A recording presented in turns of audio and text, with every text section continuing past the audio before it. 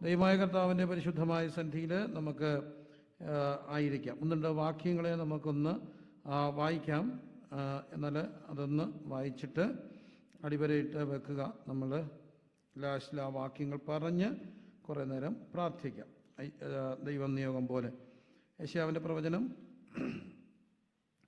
54-ാമത്തെ അധ്യായത്തിൻ്റെ യെശയ്യാവിൻ്റെ പ്രവചനം 54-ാം അധ്യായത്തിൻ്റെ 13-ാമത്തെ തിരുവചനം. യെശയ്യാവ് 54:13.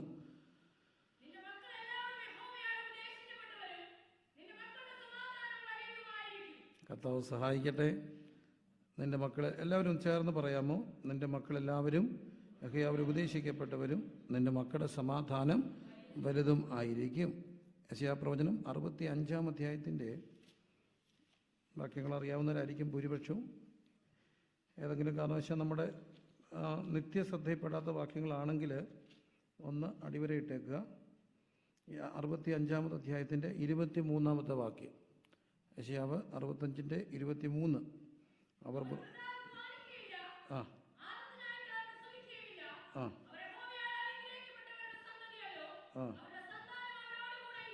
അവർ വൃഥ അധ്വാനിക്കുകയില്ല, ആപത്തിനായിട്ട് പ്രസവിക്കുകയില്ല. അവർ യഹോവയാൽ അനുഗ്രഹിക്കപ്പെട്ടവരുടെ സന്തതിയല്ലോ, അവരുടെ സന്താനം അവരോട് കൂടെയിരിക്കും. യെശയ്യാവ് 59:21. യെശയ്യാ പ്രവചനം 59-ാം അധ്യായത്തിൻ്റെ 21-ാമത്തെ വാക്യം.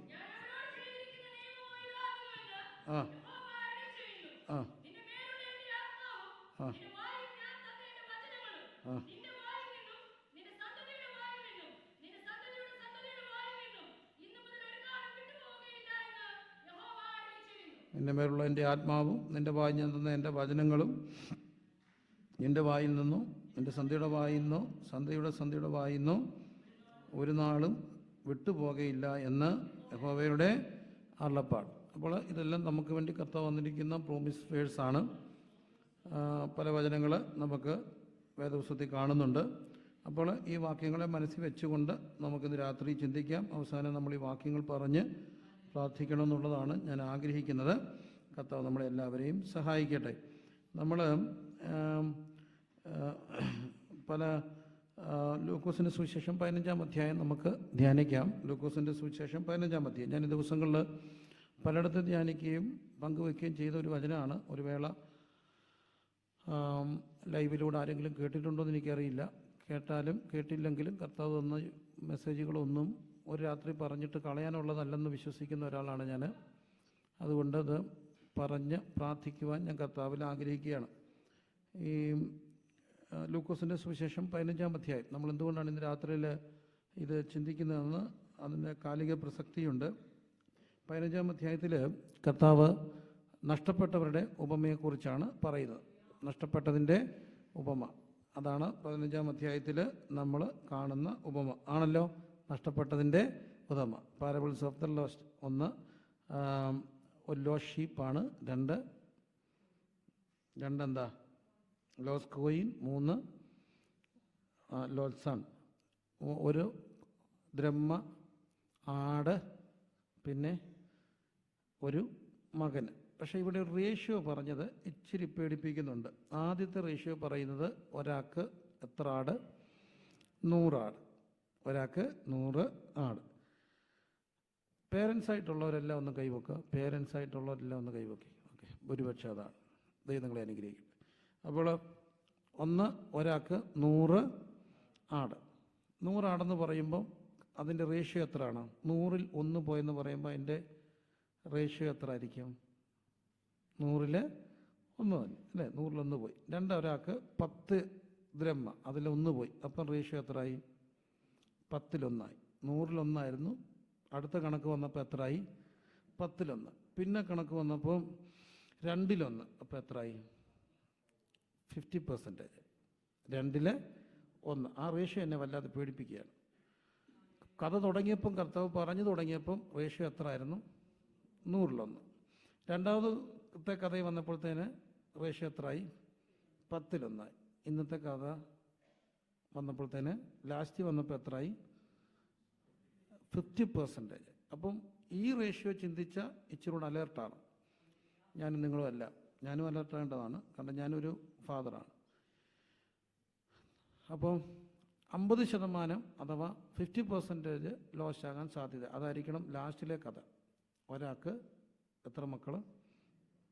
2 മക്കൾ. അത് മിക്കവാറും ഇന്നത്തെ കാലഘട്ടത്തിന് വേണ്ടിയാണ്. 100 ആട് നമുക്കില്ല. ഉണ്ടോ?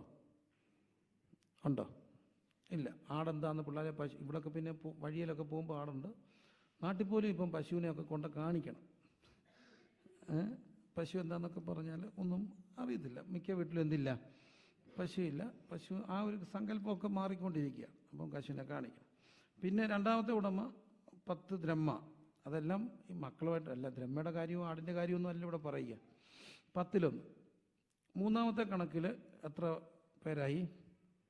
2. അത് മിക്കവാറും നമുക്ക് പറ്റുന്ന സമയമാണ്. ഇപ്പോൾ നമുക്ക് കൂടുതൽ എത്ര മക്കളുണ്ട്? ഭൂരിപക്ഷം പേർക്ക് എത്ര മക്കളുണ്ട്? 2. അപ്പോൾ അന്ന് ഏതായാലും 2 മക്കളുള്ളൊരു കുറവായിരിക്കും. യാക്കോബിനൊക്കെ എത്ര മക്കളായിരുന്നു? 12 മക്കൾ. അത് നമ്മുടെ നാട്ടിലും അന്നൊക്കെ ആയിരുന്നു. 12 മക്കളെ പെറ്റൊരമ്മേ. അപ്പം ഇവിടെ അവിടെ എല്ലാം 10-12 മക്കളൊക്കെയുള്ള സമൂഹമായിരുന്നു. അപ്പോൾ 12 പേർ ഇങ്ങനെ പോകുമ്പോഴാണ് ഇപ്പം എത്രയായി? 2ആയി. അതിന് കാരണമുണ്ട്. ഇന്ത്യൻ കൺസെപ്റ്റ് പറഞ്ഞാൽ ഈ സഞ്ജയ് ഗാന്ധിയുടെ ഒക്കെ ഒരു സമയത്താണ് അത് കൊണ്ടുവന്നത്. ജനപ്പെരുപ്പം ഒരു പ്രശ്നമായിട്ട് വന്നപ്പം പോപ്പുലേഷൻ പ്രോബ്ലം ഒന്നാണ് ഭൂമിയുടെ പ്രശ്നമെന്ന് കണ്ടെത്തി. സത്യത്തിൽ പോപ്പുലേഷൻ പ്രോബ്ലം അല്ല സോഷ്യോളജിസ്റ്റൊക്കെ പറയുന്നത്. എന്തുമാത്രം ജനങ്ങൾ ഈ ഭൂമിയിലുണ്ടായാലും അവർക്കുള്ളതെല്ലാം ഈ ഭൂമിയിലുണ്ട്. പക്ഷേ നമ്മൾ we are not ready to share. അതാണ് പ്രധാന പ്രശ്നം. എല്ലാ മനുഷ്യർക്കും ഉള്ളതെല്ലാം ഇവിടെ ഉണ്ട്, ഭൂമിയിൽ ഉണ്ടോ? ഉണ്ട്. നമ്മൾ ഈ മക്കളുടെ എണ്ണമൊക്കെ കുറയ്ക്കാൻ കാര്യം നമുക്ക് ഒരു കൊച്ചാണെങ്കിൽ 2 കൊച്ചുങ്ങളാണ് ഒത്തിരി എന്ത് ചെയ്യണം? കൊടുക്കാനായിട്ട് ഇല്ലാത്തതുകൊണ്ടും നമ്മുടെ നല്ല ബെസ്റ്റ് കൊടുക്കാൻ വേണ്ടിയാണ് പലരും എന്തെണ്ണം കുറച്ചത്? മക്കളുടെ എണ്ണം കുറച്ചത്. എനിക്ക് മക്കൾ വന്നപ്പോൾ ഞാൻ ഓർത്ത് കർത്താവേ, 1 എൻ്റെ കയ്യിലൊന്നുമില്ല, 2 നമ്മുടെ ഇല്ല. എന്നാൽ പിന്നെ കുറേ എണ്ണം ആയാലും കർത്താവ് നോക്കട്ടെ. അല്ല ഇപ്പം എന്താ ചെയ്യുക? കാരണം 1 എൻ്റെ കയ്യിലില്ല, 2 നമ്മുടെ ഇല്ല, 10 1 ആര് തരണം? കർത്താവ് തരണം. എന്നാൽ പിന്നെ എല്ലാത്തിനും ആരിൽ ആശ്രയിക്കുക? കർത്താവിൽ ആശ്രയിക്കുക. ഒന്ന് സ്വത്രം ചെയ്ത് എല്ലാത്തിനും ആരിൽ ആശ്രയിക്കണം? കർത്താവിൽ ആശ്രയിക്കണം. അപ്പോൾ എൻ്റെ ഒരു സുഹൃത്ത് മലപ്പുറത്ത് സുവിശേഷം പറയാൻ പോയി. അത് ഇവാഞ്ചലിക്ക് ഒരു അച്ഛനാണ്, ഇപ്പം മിഷണറി ആയിട്ട്. പുള്ളി ഒരിക്കലും പറഞ്ഞൊരു കാര്യമാണ്. സുവിശേഷം പറഞ്ഞ് അവിടെ ചെന്ന് കർത്താവായ യേശുവിൽ വിശ്വസിക്കാമെന്നെല്ലാം പറഞ്ഞു. എന്നിട്ട് പറഞ്ഞു വിശ്വാസത്തിൻ്റെ കുറേ കാര്യങ്ങൾ പറഞ്ഞു. വിശ്വാസത്തിൽ വിശ്വസിച്ച് പുള്ളിക്ക് അത്ഭുതം കിട്ടി, വിശ്വസിച്ച് പുള്ളി നേടിയെടുത്ത ഒത്തിരി കാര്യങ്ങൾ, യേശുവിലുള്ള വിശ്വാസം കൊണ്ട് താൻ നേടിയ എല്ലാ കാര്യങ്ങളും പറഞ്ഞു. അങ്ങനെ പുള്ളി ഇങ്ങനെ ആ സാക്ഷി എല്ലാം കണ്ണു തള്ളി. പാവം അണ്ണൻ കേട്ടു. എല്ലാം കഴിഞ്ഞപ്പോൾ ഇദ്ദേഹം ഈ അണ്ണനോട് ചോദിച്ചു, അണ്ണൻ എത്ര മക്കളുണ്ടെന്ന് ചോദിച്ചു. അപ്പം അണ്ണൻ പറഞ്ഞു 10 മക്കളുണ്ടെന്ന് പറഞ്ഞു. ഇയാൾ പറഞ്ഞു, അള്ളൂ 10 മക്കളോ? ഈ 10 മക്കൾക്ക് നിങ്ങളങ്ങനെ വിദ്യാഭ്യാസം കൊടുത്തെന്ന് പറഞ്ഞു, നിങ്ങളങ്ങനെ അവർക്ക് നല്ല ഫുഡ് കൊടുക്കും, നിങ്ങളങ്ങനെ അവർക്ക് നല്ല ഡ്രസ്സ് കൊടുക്കും. അപ്പോൾ ഈ അണ്ണൻ പറഞ്ഞു, ഇത്ര നേരം നീ പറഞ്ഞല്ല ഞാൻ ഇനി വിശ്വസിക്കത്തേയില്ല. നീ അത് പറഞ്ഞത് എനിക്കിനി വിശ്വസിക്കണ്ട. കാരണം ഞാൻ വിശ്വസിക്കുന്ന ഒരാളുണ്ട്. അങ്ങനെ ഈ 10 മക്കളെ എന്ത് ചെയ്തോളൂ? നോക്കിക്കോളൂ. പുള്ളി പറഞ്ഞു എനിക്ക് വായടഞ്ഞു പോയെന്ന് പറഞ്ഞു. ഏതായാലും റേഷ്യോ ഇങ്ങനെ കുറയുകയാണ്. 100-1, 10-1, പിന്നെ 2-1, അഥവാ 50%. ഇത് വളരെ അലേർട്ടാക്കേണ്ട ഒരു കാര്യമാണ്. ഇനി നമുക്ക് നോക്കാം, ഒരാൾക്ക് എത്ര ആടുണ്ടെന്നിരിക്കട്ടെ? 100 ആട്. എല്ലാവരും ചേർന്ന് പറഞ്ഞേ, എത്ര ആട്? 100 ആട്. 100 ആട് ഉണ്ട് എന്ന് ഇരിക്കട്ടെ. അതിലൊന്നിനെ കാണാതെ പോയ 99 വിട്ടേച്ച് കാണാതെ പോയതിനെ കണ്ടെത്തും വരെ നോക്കി നടക്കാതിരിക്കും. കണ്ടു കിട്ടിയാൽ സന്തോഷിക്കും. അപ്പോൾ അവിടെ ഒരാൾ ഇടയനാണ്. ഇടയൻ എത്ര ആടുണ്ട്? 100 ആടുണ്ട്. ഈ 100-ൽ 1 പോയപ്പോൾ ഇടയൻ ചെയ്തൊരു കാര്യമുണ്ട്. ഇതിനെ തപ്പിപ്പോയിട്ട് കണ്ടു കിട്ടും വരെ 99 വിട്ടേച്ചാൽ പോയെ. എനിക്ക് ആ ഇടയനോട് ഭയങ്കര ദേഷ്യം തോന്നി. കാരണം ഈ ഒന്നിനെ പുറകെ പോകുമ്പോൾ തിരിച്ചു വരുമ്പോൾ ചിലപ്പോൾ എന്തോ കാണത്തില്ല, 99 കാണത്തില്ല. നമ്മുടെ ഇടയനാണ് എന്ത് പറഞ്ഞേനെ? ഞാനൊരു ഇടയനാണ്, ഞാനാണെ പറഞ്ഞേനെ 1 പോയാൽ പോട്ടെ. 1 പോയാലെന്താ? എത്ര ഉണ്ടല്ലോ, പോയാൽ പോട്ടെ, പോടാ. 1 പോയാൽ എത്ര ഉണ്ട്? 99. അപ്പോൾ നമ്മുടെ കണക്കേ അല്ല കർത്താവിൻ്റെ കണക്ക്. കർത്താവിൻ്റെ കണക്കിൽ ഒരിക്കലും 99-ൻ്റെ സന്തോഷമല്ല, എപ്പോഴും 1-ൻ്റെ ദുഃഖമാണ്. 1-ൻ്റെ ദുഃഖം. 1-ൻ്റെ ദുഃഖം ഉള്ളത് കൊണ്ടാണ് കർത്താവ് നമ്മളെ തേടി സ്വർഗം വിട്ട് ഭൂമി വരെ വന്നത്.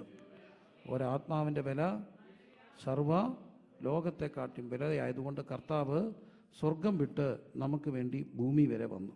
എന്തിനാ? ഒന്നിനെ തേടി വന്ന കർത്താവ്. ഇടയനും അതായിരിക്കണം. അപ്പോൾ ഇടയൻ്റെ പ്രത്യേകത, കണക്കുകൾ അവനെ ഒരിക്കലും സന്തോഷിപ്പിക്കാത്തൊരു ഇടയൻ. കണക്കുകൾ എത്ര, എൻ്റെ കൂടെ എത്ര പേരുണ്ടല്ലോ എന്നുള്ളതല്ല സന്തോഷം, എൻ്റെ കൂടെ ഉണ്ടാകേണ്ട ഒന്നും ഇല്ലല്ലോ എന്നുള്ള ദുഃഖം. ഈ ദുഃഖമുള്ളവനാണ് ഇടയൻ എന്ന് പറയുക. ഇടയൻ എന്നൊക്കെ പറയുന്നത് ഒരു ഹൃദയമാണ് പ്രിയരെ. ഞാനിത് മൂന്നും ഒരു ഹൃദയത്തിൽ കൊണ്ടുവരികയാണ്. ഹൃദയം എന്ന് പറയുന്നത് ഒരു ഇടയനാണ്. ഇടയൻ എന്ന് പറയുന്ന ഒരു ഹൃദയമാണ്. ഹൃദയമുള്ളവർക്കേ ഇടയനാകാനൊക്കത്തുള്ളൂ. ഇടയനാകാനുള്ള ഒരൊറ്റ ക്വാളിറ്റി ഇത്രയേ ഉള്ളൂ: ഒന്നിനെ ഓർത്ത് തേങ്ങുന്ന ഒരു ഹൃദയമുണ്ടോ, ആര് ഓർഡിനേഷൻ തന്നില്ലെങ്കിലും ദൈവത്തിൻ്റെ ദൃഷ്ടിയിൽ അവരൊരു ഇടയനാണ്. ഒന്നിനെ ഓർത്ത് കരയാൻ കഴിഞ്ഞാൽ അവരെ ദൈവം വിളിക്കും, നീയാണെന്ത്? ഇടയനാണ്. ഒന്നിനെ ഓർത്ത് ദുഃഖിക്കുന്ന ഒരിടയൻ.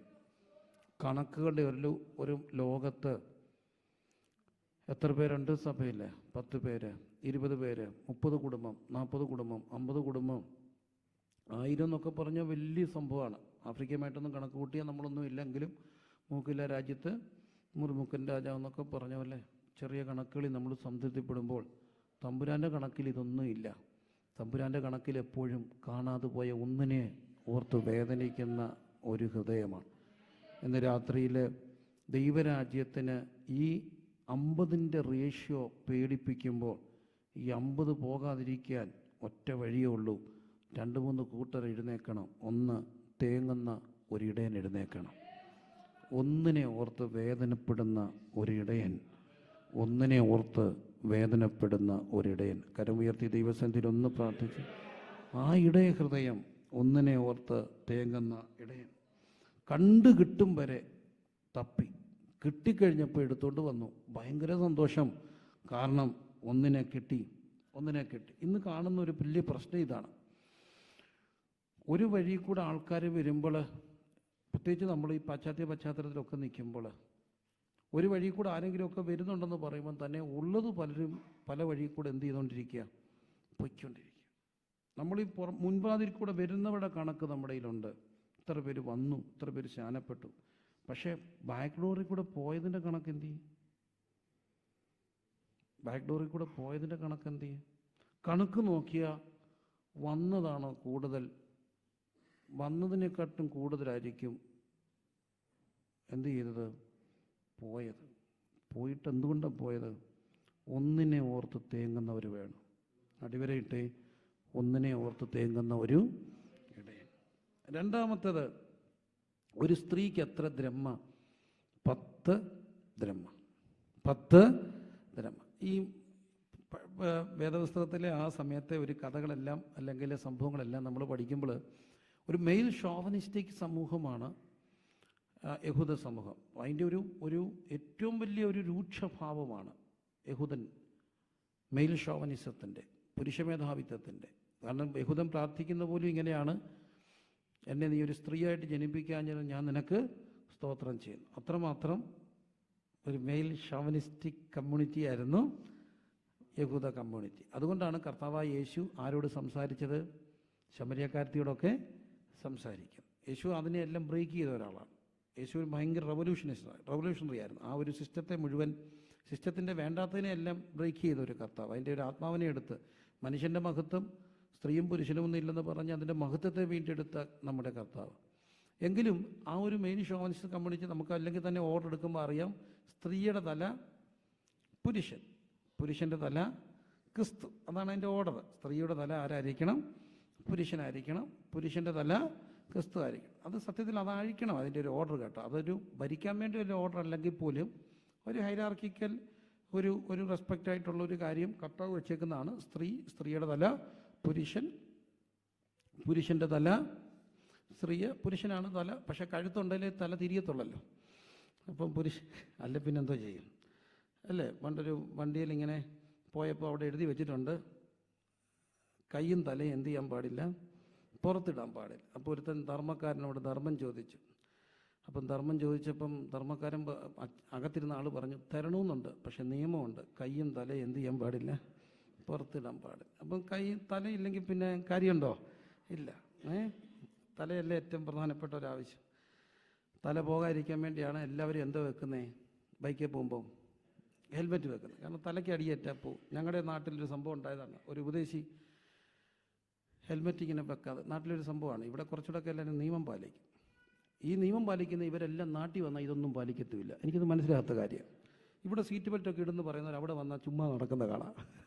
എല്ലാം ഉൾട്ടാക്കും എവിടെ വന്നാൽ നാട്ടിൽ. അപ്പോൾ ഹെൽമെറ്റ് വെക്കാതെ അച്ചാനിങ്ങനെ പാസ്റ്റർ അച്ചാനിങ്ങനെ രാവിലെ തൂക്കിയിട്ടുണ്ട് പോയപ്പം പോലീസ് പിടിച്ചു. അപ്പോൾ പുള്ളി ഇറങ്ങി ചെന്ന് പറഞ്ഞു, സാറേ ഞാൻ ഒരു പാസ്റ്ററാണ്, അത്യാവശ്യമായിട്ട് രാവിലെ ഒരു പ്രാർത്ഥനയ്ക്ക് പോവുകയാണ്, പെട്ടെന്ന് ചെല്ലണം.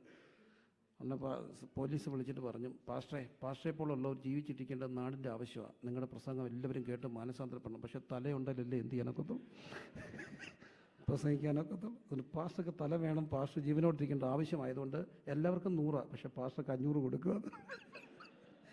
കാരണം പാസ്റ്റർക്ക് എന്താ വേണം? തല വേണം. ശരീരം ഉണ്ടെങ്കിൽ സ്ത്രീയുടെ തല പുരുഷൻ. അപ്പോൾ ഒരു ഹൈറാർക്കിക്കൽ ഓർഡറിൽ ഇവിടെ വരേണ്ടത് നെക്സ്റ്റ് ഇടയാൻ കഴിഞ്ഞാൽ പിന്നെ വരേണ്ടത് ആരുടെയാണ്? ഒരു പുരുഷൻ്റെ സംഭവം. പക്ഷെ ഒരു അപ്പൻ്റെ ഇമേജ് കാണുന്നത് 3ാമതാണ്. ഇമ്മീഡിയറ്റായിട്ട് കർത്താവ് ഇടയനെ വെച്ചിട്ട് പിന്നെ വെച്ചേക്കുന്ന ആരുടെ ഫിഗറാണ്? ഒരു സ്ത്രീയുടെ ഫിഗറാണ്. ഒരു സ്ത്രീക്ക് എത്ര ദ്രഹ്മ? 10 ദ്രഹ്മ. 10-1 പോവുകയാണ്. അപ്പോൾ എന്തുകൊണ്ടായിരിക്കണം ഈ സ്ത്രീയുടെ കാര്യം 2ാമത് വന്നത്? കാരണം ഇവിടെ പ്രധാനപ്പെട്ട ഒരു റോള് സ്ത്രീക്കുള്ളത് കൊണ്ടാണ്. സ്ത്രീ ഒരമ്മയെ പ്രതിദാനം ചെയ്യുക. അമ്മ എന്ന് പറയുന്നത് ഒരു ഹൃദയമാണ്. നമ്മൾ ഈ അമ്മ എന്ന് പറയുമ്പോൾ ലോകത്തെല്ലാ മനുഷ്യനും ഏറ്റവും കൂടുതൽ ഓർക്കുന്നത് ആരെയാണ്? അമ്മയാണ്. ഞാൻ പറയുന്നതുകൊണ്ട് നിങ്ങൾ എന്നോട് ക്ഷമിക്കണേ, മോശപ്പെട്ടതായിട്ട് വല്ലതും തോന്നിപ്പോയെങ്കിൽ. തോന്നാൻ വഴിയില്ല, തോന്നിയെങ്കിൽ.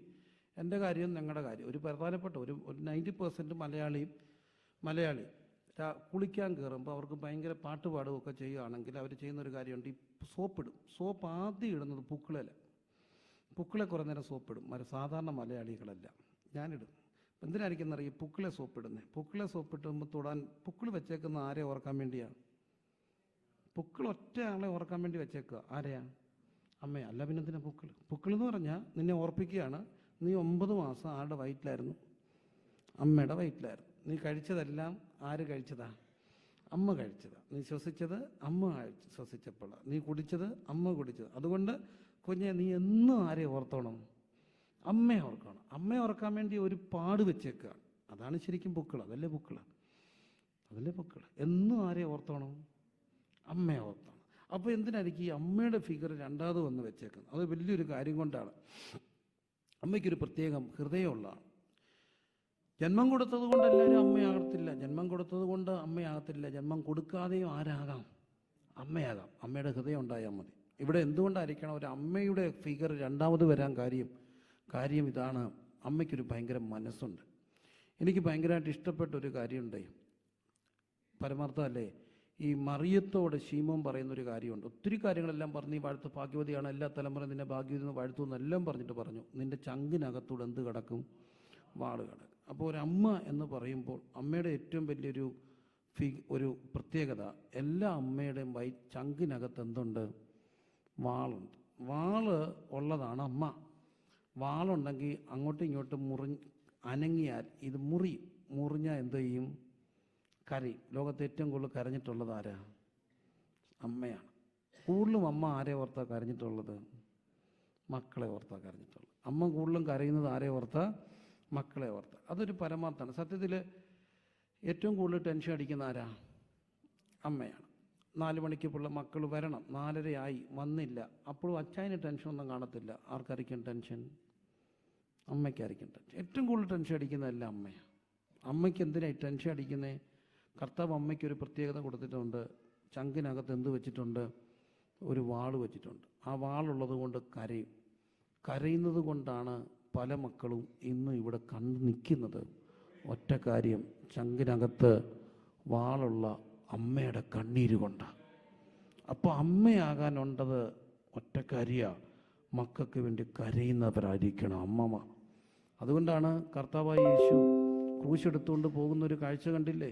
ക്രൂശെടുത്തുകൊണ്ട് പോകുമ്പം ശീമോൻ കുരിശെടുക്കുന്നുണ്ട്. കുറേ സ്ത്രീകൾ പുറകെ കരഞ്ഞുകൊണ്ട് വരികയാണ്. ബാക്കി ആരെയും പുരുഷന്മാരൊന്നും കണ്ടില്ല.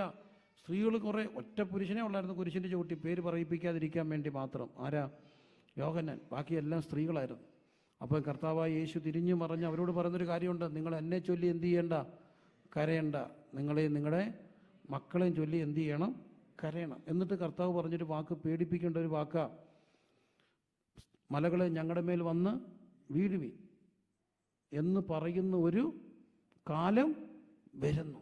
മലകളെ അന്ന് പറയും, പ്രസവിക്കാത്തവൾ, ജന്മം കൊടുക്കാൻ കഴിയാത്തവൾ, പാലൂട്ടാൻ കഴിയാത്തവൾ ഭാഗ്യവതി എന്ന് പറയുന്ന ഒരു കാലം വരുന്നു. സത്യത്തിൽ ഒരു കാലത്തും പ്രസവിക്കാത്തവരെ എന്തെന്ന് വിളിച്ചിട്ടില്ല, ഭാഗ്യം എന്ന് വിളിക്കത്തില്ല. പ്രസവിക്കാൻ കഴിയാത്തത് നിർഭാഗ്യത്തിൻ്റെ ലക്ഷണമായിട്ടാണ് പഴയ നിയമത്തിലൊക്കെ കാണുന്നത്. നിർഭാഗ്യത്തിൻ്റെ ഒരു ലക്ഷണം കൂടെയാണ് പ്രസവം കൊടുക്കാൻ കഴിയാത്തത്. ഹന്നായെക്കുറിച്ച് നമ്മൾ കാണുന്നു, സാറയെക്കുറിച്ച് നമ്മൾ കാണുന്നു. അപ്പോൾ റാഹേല്, ഇങ്ങനെ പലരുടെ അവരെല്ലാം ദൈവം പിന്നെ അവരെ കടാക്ഷിക്കുന്നുണ്ട്, ഒരു ദൈവം അവരെ ഓർക്കുന്നുണ്ട്, ഒരു നിർഭാഗ്യത്തിൻ്റെ ലക്ഷണമായിട്ട്. പക്ഷെ കർത്താവ് പറയുന്നു, ഇനിയൊരു കാലം വരുന്നു. എന്ത് കാലം? പ്രസവിക്കാത്ത സ്ത്രീ ഭാഗ്യവതി എന്ന് പറയുന്ന ഒരു കാലം വരുന്നു. സത്യമാണോ ചോദിച്ചാൽ 100% സത്യമാണ്. കാലം വരുന്നു എന്നല്ല, പിന്നെ എന്ത് ചെയ്തിരിക്കുന്നു, വന്നിരിക്കുന്നു. അന്ന് നിങ്ങൾ പറയും, എന്ത് പറയും? മലകളെ ഞങ്ങളുടെ മേൽ വന്ന് വീഴാൻ പറയും. ഞാൻ എൻ്റെ കണ്ണിനെ വിശ്വസിക്കാമെങ്കിൽ എൻ്റെ പ്രിയരെ, ഞാൻ കണ്ടിട്ടുള്ള കാര്യങ്ങൾ ഇതെല്ലാം. മലകളെ ഞങ്ങളുടെ മേൽ വന്ന് എന്ത് ചെയ്യണം? വീഴണം. ഒരു അമ്പറ്റി പെങ്കൊച്ച് രാത്രിയിൽ ഇറങ്ങിപ്പോയി, എവിടെയോ പോയി തപ്പി. അവസാനം ഒരു ഫോൺ കോൾ വന്നു. ഫോൺ കോൾ കിട്ടിയത് ഇതാണ്, ഞാൻ എങ്ങും ചത്തിട്ടില്ല, മരിച്ചിട്ടില്ല, ഞാൻ ഇന്നാരുടെ കൂടെ ഇന്നിടത്തുണ്ട്, ഞങ്ങളുടെ കല്യാണം കഴിഞ്ഞു, വീട്ടിലൊന്ന് പറഞ്ഞേക്കണം. അതിൻ്റെ സന്ദേശം എന്നോടാണ് പറഞ്ഞേക്കാൻ. പാതിരാത്രിക്ക് ഞാൻ ചെന്ന് ഈ കാര്യം പറയുമ്പോൾ ഞാൻ കണ്ണിന് കണ്ടൊരു കാഴ്ചയുണ്ട്. അമ്പൂറ്റി ഒരമ്മ തലയിട്ട് ഭിത്തിക്കിട്ട് ഇടിക്കുക. എന്നിട്ട് ഈ അമ്മ പറയുന്നൊരു വാക്കുണ്ട്, ഇടിഞ്ഞു വീഴട്ടെ, ഇതെല്ലാം കൂടെ എന്ത് ചെയ്യട്ടെ, ഇടിഞ്ഞു വീഴട്ടെ. അങ്ങനെ ഒന്നല്ല, പല അനുഭവങ്ങളും എൻ്റെ മനസ്സിരിപ്പുണ്ട്. ഇടിഞ്ഞു വീഴട്ടെ. പെട്ടെന്നിട്ട് മനസ്സിലൊരു കാളലുണ്ടായി. കർത്താവെ, വർഷങ്ങൾക്ക് മുമ്പ് നീ പറഞ്ഞു, അന്ന് പറയും, മലകളെ ഞങ്ങളുടെ മേൽ വന്ന് എന്ത് ചെയ്യട്ടെ, വീഴട്ടെ. അപ്പോൾ അത്രമാത്രം അലേർട്ടാകേണ്ട ഒരു കാലം. ശ്രദ്ധിച്ചേ പ്രിയരെ, 10-1 പോവുകയാണ്. ഇവിടെയാണ് ഒരു സ്ത്രീയുടെ കാര്യം. ഈ സ്ത്രീയെക്കുറിച്ച് പറയുന്നു, ഒരു സ്ത്രീക്ക് എത്ര ദ്രഹ്മ? 10 ദ്രഹ്മ. ഉറക്കെ പറഞ്ഞേ, എത്ര ദ്രഹ്മ? 10 ദ്രഹ്മ. ഈ 10-1 കാണാതെ പോയപ്പോൾ എന്ത് ചെയ്തു? വിളക്ക് കത്തിച്ചു, വീട് അടിച്ചു വാരി, അത് കണ്ടു കിട്ടും വരെ സൂക്ഷ്മത്തോടെ അന്വേഷിക്കാൻ. നമ്മൾ ആ ഓർഡർ നോക്കിക്കേ. ആദ്യം ഒരു മനുഷ്യനെ കാണാതെ പോയി, ഒരാടിനെ. ആടും ഇടയെന്ന് പറയുമ്പോൾ സ്വാഭാവികമായിട്ടും അത് എന്തിൻ്റെ ഫിഗറായിരിക്കും? ആട് ഇടയൻ. പുതിയ നിയമത്തിൽ നമുക്ക് അതിനെ എങ്ങനെ വ്യാഖ്യാനിക്കാം? പുതിയ നിയമത്തിൽ അതിനെ എന്തെന്ന് വ്യാഖ്യാനിക്കാം? സിമ്പിൾ, സഭയല്ലേ? സഭ ആണ് ഇടയനും ആടുകൾ. അപ്പോൾ ആദ്യം ഒരാൾ കാണാതെ പോയത് എവിടുന്നാ? സഭയെന്നാണ്. സഭയെന്ന് പോയാൽ ഉറപ്പാണ്, കുറേ കഴിയുമ്പോൾ എവിടെ കാണത്തില്ല? വീട്ടിൽ കാണത്തില്ല. രമ്മ പോയി. രണ്ടാമത് പോയത് എവിടുന്നാ? വീട്ടിൽ നിന്നാണ്. ഇനി മൂന്നാമത്തെ ദ്രഹ്മ കഥയെ കാണുന്നുണ്ട്. എവിടുന്ന് പോയി? നാട്ടിൽ നിന്ന് പോയി. പടിയിറക്കം തുടങ്ങിയത് എവിടുന്നാ? സഭയെന്നാണ്. സഭയെന്ന് ഇറങ്ങിയോ ഉറപ്പാണ്, കുറേ കഴിയുമ്പോൾ എവിടെ കാണത്തില്ല? വീട്ടിൽ കാണത്തില്ല. വീട്ടിൽ കണ്ടില്ലേ, കുറേ നാൾ കഴിയുമ്പോൾ എവിടുന്ന് കാണത്തില്ല? നാട്ടിൽ കാണത്തില്ല. അപ്പം പടിയിറക്കം തുടങ്ങുന്നത് ആദ്യം എവിടുന്നാ? സഭയെന്നാണ്. അതിപ്പോൾ നിങ്ങൾ പറയും, ഞാൻ UK വന്ന് പ്രസംഗിക്കും. UK നല്ല പ്രിയരെ, ഇതിൻ്റെ ബാക്കിയാണ് നാട്. എനിക്കിഷ്ടം, ഇവിടുത്തെ പിള്ളേരെ ഭയങ്കര ഇഷ്ടമാണ്. എനിക്ക് നിങ്ങൾ ഇവിടുത്തെ കുഞ്ഞുങ്ങളെ ഇഷ്ടമാണ്, ഭയങ്കര ഇഷ്ടം. എന്നാ കാര്യം? ഞാനിരിക്കാനിടെ ഒരു കൊച്ചിനോട് പ്രസംഗം എല്ലാം കഴിച്ച് വെച്ചു, മോനെ, I just want to know, how was my message? Uncle, sorry to say, it was too boring. എനിക്ക് അവനെ കെട്ടിപ്പിടിച്ച് ഉമ്മ കൊടുക്കാൻ തോന്നി. മറ്റേതൊന്നും മനസ്സിലായില്ലെങ്കിലും പറയും, ഓ ഗ്ലോറി എന്താ എന്ന് പറയും. Uncle, sorry to say, it was too boring uncle, don't repeat it please. അപ്പോൾ എനിക്കൊരു കാര്യം മനസ്സിലായി, ഇവൻ സത്യസന്ധനാണ്, നല്ല പിള്ളേരാ. അപ്പം നിങ്ങൾ ഇവിടുത്തെ മക്കളെക്കുറിച്ചൊന്നും അല്ല, ലോകമെമ്പാടുള്ള യൂണിവേഴ്സൽ ആപ്ലിക്കബിളാണ് ഇതെല്ലാം. ഇവർ കുറച്ചുകൂടെ സത്യസന്ധരാ. ഒന്നുമില്ലെങ്കിൽ they are dare enough to say what they are. ഞങ്ങളിതാന്ന് അവരെ പറയത്തില്ലേ? പറയും. മറ്റേതൊരു ഫേക്ക് വെച്ച് കളിക്കാൻ ഭയങ്കര മിടുക്കരാണ്. അപ്പം നോക്കൂ, ചർച്ചയിൽ നിന്ന് കണ്ടില്ലെങ്കിൽ കുറേ കഴിയുമ്പോൾ എവിടെ നിന്ന് പോകും? വീട്ടിൽ നിന്ന് പോകും. പിന്നെ കുറേ കഴിയുമ്പോൾ എവിടെ നിന്ന് നഷ്ടപ്പെടും? നാട്ടിൽ നിന്നേ നഷ്ടപ്പെടും. നമ്മൾ പണ്ട് പള്ളി ഉണ്ടാക്കി. അതാണ് ശരിക്കും ഒരു മലയാളി കൺസെപ്റ്റ് പറയല്ലേ, പള്ളി ഉണ്ടാക്കി. പള്ളി കുറച്ച് കഴിഞ്ഞപ്പോൾ അവർക്ക് വേദോസം വായിക്കാൻ വേണ്ടി അക്ഷരാഭ്യാസം ആവശ്യമായതുകൊണ്ട് സൺഡേ സ്കൂൾ പഠിപ്പിക്കാൻ വേണ്ടിയാണ് ശരിക്കും എന്തുണ്ടാക്കിയത്, പള്ളിക്കൂടം ഉണ്ടാക്കിയത്. അങ്ങനെയാണ് എന്തെന്ന് പേര് വന്നത്, പള്ളിക്കൂടം. പള്ളിയോട് ചേർന്ന് എന്തുണ്ടായിരുന്നു, പള്ളിക്കൂടം. അപ്പോൾ പിന്നെ എഡ്യൂക്കേഷൻ്റെ ആവശ്യം വന്നപ്പോൾ അന്ന് പിന്നെ LMS മിഷണറിമാർ തിരുവിതാംകൂർ തെക്കോട്ട് സ്കൂളുകൾ സ്ഥാപിച്ചു. CMS മിഷണറിമാർ സെൻട്രൽ കേരളയിൽ സ്ഥാപിച്ചു. ബാസിൽ മിഷണറിമാർ നോർത്ത് മലബാറിലോട്ട് പോയി സ്കൂളുകൾ സ്ഥാപിച്ചു. ചാവറയച്ചൻ്റെ ഒക്കെ നേരത്തെ പിടിയിരിപ്പണം പിടിച്ചാണ് എന്ത് പണിതത്, സ്കൂളുകൾ പണിതത്. ഒറ്റ കാര്യം, നമുക്ക് പള്ളി മാത്രം പോരാ, എന്തുകൂടെ വേണം, പള്ളിക്കൂടം വേണം. അപ്പോൾ പള്ളി പോകുന്ന പിള്ളേരെ എല്ലാം അടിച്ചാണ് എവിടെ കയറ്റിയത്, പള്ളിക്കൂടത്ത് കയറ്റി. ഇന്ന് നമ്മുടെ പ്രശ്നം പള്ളിക്കൂടം ഉണ്ട്, പക്ഷേ എന്തോ ഇല്ല, പള്ളിയില്ലെന്നുള്ളത് വലിയൊരു പ്രശ്നം. ഇന്നിപ്പോൾ ഏറ്റവും വലിയ പ്രശ്നം പള്ളിക്കൂടം മാത്രം പോരാ, എന്തോടെ വേണം, പള്ളിയൂടെ വേണം. ഒന്ന് സ്വതന്ത്രം ചെയ്ത്, അതല്ലേ സത്യം. നമ്മളൊരിക്കൽ പള്ളി പോരാഞ്ഞിട്ട് എന്ത് വേണത്, പള്ളിക്കൂടം പെടും. ഇന്ന് നമ്മൾ പള്ളിക്കൂടം പോരാഞ്ഞിട്ട് എന്തുകൂടെ വേണം, പള്ളിയൂടെ വേണമെന്ന് ചിന്തിക്കുന്നൊരു കാലഘട്ടത്തിൽ വരികയാണ്. പക്ഷെ ഒരു കാര്യം ഉറപ്പാണ്, ചർച്ച് കണ്ടില്ലെങ്കിൽ കുറേ കാലം കഴിയുമ്പം വീട്ടിൽ നിന്ന് പോകാൻ സാധ്യതയുള്ളത് കൊണ്ട് എല്ലാവരും പ്രാർത്ഥിച്ചുറപ്പാക്കുക, എല്ലാവരും എന്നോടൊപ്പം നമ്മളോടൊപ്പം ചർച്ചിലുണ്ടെന്ന് ഉറപ്പ് വരുത്തണം. കരമുയർത്തി പ്രാർത്ഥിച്ചേ, കരമുയർത്തി എല്ലാവരും പ്രാർത്ഥിച്ചേ, എല്ലാ പേരൻസും പ്രാർത്ഥിക്കണേ. ചർച്ചിലുണ്ടോ ഉറപ്പാണ്, വീട്ടിലുണ്ടായിക്കോളും. ചർച്ചിലുണ്ടെന്ന് ഉറപ്പ് വരുത്തുക. അതിന് നമ്മൾ ഭയങ്കര റീസൺ പറയും, they don't know English, they can understand this Malayalam, this ബെഡ big language, this stuff they don't understand എന്നൊക്കെ പറയും. പക്ഷേ എന്തും അണ്ടർസ്റ്റാൻഡിലും വലിച്ചുകൊണ്ട് അവിടെ കൊണ്ടിരുന്നത് കുറേയൊക്കെ പിടിച്ചോളും. അത്യാവശ്യം അറിയത്തില്ലേ മക്കളെ മലയാളം. ഈ മലയാളം അറിയത്തില്ലെന്ന് പറയുന്നതോടൊക്കെ എനിക്ക് ഭയങ്കര സങ്കടമുണ്ട്. കാരണം ഞാൻ അമേരിക്ക ഒരിക്കൽ താമസിക്കുമ്പോൾ ഒരു ആ കൊച്ചനോട് അങ്ങ് ഇംഗ്ലീഷ് പറയാം മക്കളെ, അങ്ങ് ഇംഗ്ലീഷ് പറയാം. അന്നെന്ന് പറഞ്ഞാൽ അതിൻ്റെ ആക്സെൻറ്റ് എനിക്ക് അത്യാവശ്യമൊക്കെ പിന്നെ പിടിച്ചിരിക്കാം, എനിക്കതുകൊണ്ട് മനസ്സിലാകുന്നില്ല, അതുപോലെ അതങ്ങ് സ്പീഡിൽ പറയാം. അപ്പം ഞാൻ പറഞ്ഞു, മോളെ do one thing, could you please talk with me in Malayalam, I can understand this your accent. എന്നാൽ അവൾ എന്നോട് പറഞ്ഞു, uncle I don't want to talk to in Malayalam, I hate this language Malayalam, I hate എന്നൊക്കെ പറയുമ്പോൾ നമ്മുടെ ചങ്കിനകത്തൊരു പിച്ചാത്തി ഇറക്കുന്നിടത്ത് തോന്നും, ഐ ഹേറ്റ്. അപ്പോൾ ഇവരുടെ ഈ കൊച്ചു പിള്ളേരാണ്, ഇവരുടെ പേരൻസ് അവിടെ ഇല്ല. അപ്പോൾ ഞാൻ എൻ്റെ കണ്ണിന് കണ്ട കാഴ്ച, അപ്പോൾ അവിടെ ഇളയ ആങ്ങളെ വന്ന് അവിടെ ഒറ്റ അടി വെച്ച് കൊടുത്ത് പുറത്തിട്ട് പച്ചത്തെറി അവൾ മലയാളത്തിൽ വിളിച്ചു ഈ കൊച്ചിനെ. അപ്പം എനിക്ക് മനസ്സിലായി ഇവർക്ക് എന്തോ അറിയാം, ഐ ഹേറ്റ് എന്ന് പറഞ്ഞവർക്ക് എന്തോ അറിയാം, മലയാളം അറിയാം. അപ്പം ഞാൻ പറഞ്ഞിട്ട് ഒരു താല്പര്യം, എന്താന്ന് പറഞ്ഞാലും ഉറപ്പാക്കണേ, എല്ലാവരും എവിടെ ഉണ്ടായിരിക്കണം, ചർച്ചിലുണ്ടായിരിക്കണം. ചർച്ചിലുണ്ടെങ്കിൽ എവിടെ കാണണം, വീട്ടിൽ കാണും. അപ്പോൾ ആദ്യത്തെ പടിയിറക്കം തുടങ്ങി. എവിടുന്ന് തുടങ്ങി? അപ്പം നമുക്കിന്ന് ആവശ്യം പള്ളിക്കൂടമാണോ, ശരിക്കും എന്താണോ, പള്ളിയാണോ? പള്ളിക്കൂടം അല്ല, പിന്നെന്താ, പള്ളിയാണ്. പള്ളിക്കൂടം ഉണ്ട്, പള്ളിക്കൂടം വേണ്ടെന്നല്ല പറഞ്ഞത്, വേണ്ടെന്ന് പറഞ്ഞോ? ഇല്ല, പള്ളിക്കൂടം പോലെ തന്നെ പ്രാധാന്യമാണ് എന്ത്, സഭ. അവിടുന്ന് പടിയിറക്കം തുടങ്ങുന്നു. അത് കഴിഞ്ഞപ്പം വീട്ടിൽ കാണാതായത് ആദ്യം അറിഞ്ഞത് ആരാണ്? അമ്മയാണ്. അറിയണം അമ്മ എന്ന് പറയുന്ന ഒരു ഹൃദയമാണെങ്കിൽ ആ ഹൃദയത്തിനകത്ത് ആദ്യം അറിയണം, ദ്രഹ്മ കളഞ്ഞു പോകുന്നതിന് മുമ്പ് അറിയേണ്ടത് അമ്മയാണെന്നുള്ള ബോധം ഉണ്ടാകണം. അമ്മയാണോ? അറിയണം. എന്തറിയണം? കളയാൻ 10 ഉള്ളൂ, കളയാനൊന്നും തന്നിട്ടില്ല തമ്പുരാൻ നമുക്ക് കളയാനൊന്നും തന്നിട്ടില്ല. 10 1 പോയിട്ട് ഇനി 9 ഉണ്ടല്ലോ എന്ന് പറഞ്ഞ് ആശ്വസിക്കാൻ ഏതെങ്കിലും അമ്മയ്ക്ക് കഴിയോ? ഇല്ല. അമ്മയുടെ ഹൃദയം അതാ. 5 മക്കൾ, 5-ൽ 1 പോയാലും അമ്മ എന്നും മരിക്കുന്നിടം വരെ ആ കുഞ്ഞിനെ ഓർത്ത് കരയും. കൊച്ചിലെ മരിച്ചതായിരിക്കാം, ഗർഭത്തിൽ കിടന്ന് മരിച്ചതാണെങ്കിലും, എങ്കിലും അത് കേൾക്കുമ്പം ഓർക്കുമ്പം അമ്മയ്ക്ക് നൊമ്പരാ. എന്താ കാര്യം? നഷ്ടപ്പെടുത്താൻ അമ്മയ്ക്കൊന്നുമില്ല. അതാണ് അമ്മ. എങ്കിൽ ഇന്ന് രാത്രി അറിയട്ടെ, പോയെന്ന് ആരറിയണം? അമ്മ അറിയണം. പോകുന്നതിന് മുമ്പ് അറിയണം. ആരറിയണം? അമ്മ അറിയണം. അപ്പോൾ അമ്മ എന്തോ എന്നറിയാമോ? വിളക്ക് കത്തിച്ചു, പിന്നെ വീട് അടിച്ചു വാരി, എന്നിട്ട് എന്തുവരെ? കണ്ടു കിട്ടും വരെ. അടുത്തൊരു വാക്യം, സൂക്ഷ്മത്തോടെ അന്വേഷിക്കും. 4 കാര്യങ്ങളാണ്. വിളക്ക് കത്തിച്ചു,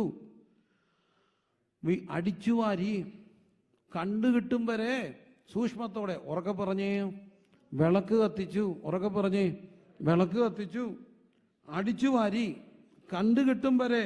3, സൂക്ഷ്മത്തോടെ. വിളക്ക് കത്തിച്ചു. അപ്പം പോയെന്നറിയുന്നതിന് മുമ്പ് എവിടെ എന്ത് കത്തിക്കണം? വിളക്ക് കത്തിക്കണം. അങ്ങ് ദൂരെ പോയിട്ടില്ല, എവിടെ ഉണ്ട്? വീട്ടിലുണ്ട്. അപ്പം കൂടുതലും രണ്ടാമത്തെ സ്റ്റേജിൽ പോകാൻ സാധ്യത എവിടെ വെച്ച് തന്നെയാണ്? വീട്ടിൽ വെച്ച് തന്നെയാണ്. അതുകൊണ്ട് വീടിൽ നിന്ന് വിളക്ക് കത്തിക്കണം. വിളക്ക് കത്തിക്കുക എന്ന് പറഞ്ഞാൽ എന്തായിരിക്കും? ഞാൻ എൻ്റെ ഭാഷയെ പറയട്ടെ, വിളക്ക് കത്തിക്കുന്നത് പ്രാർത്ഥനയുടെ വിളക്കാണ്, ഉപവാസത്തിൻ്റെ വിളക്കാണ്.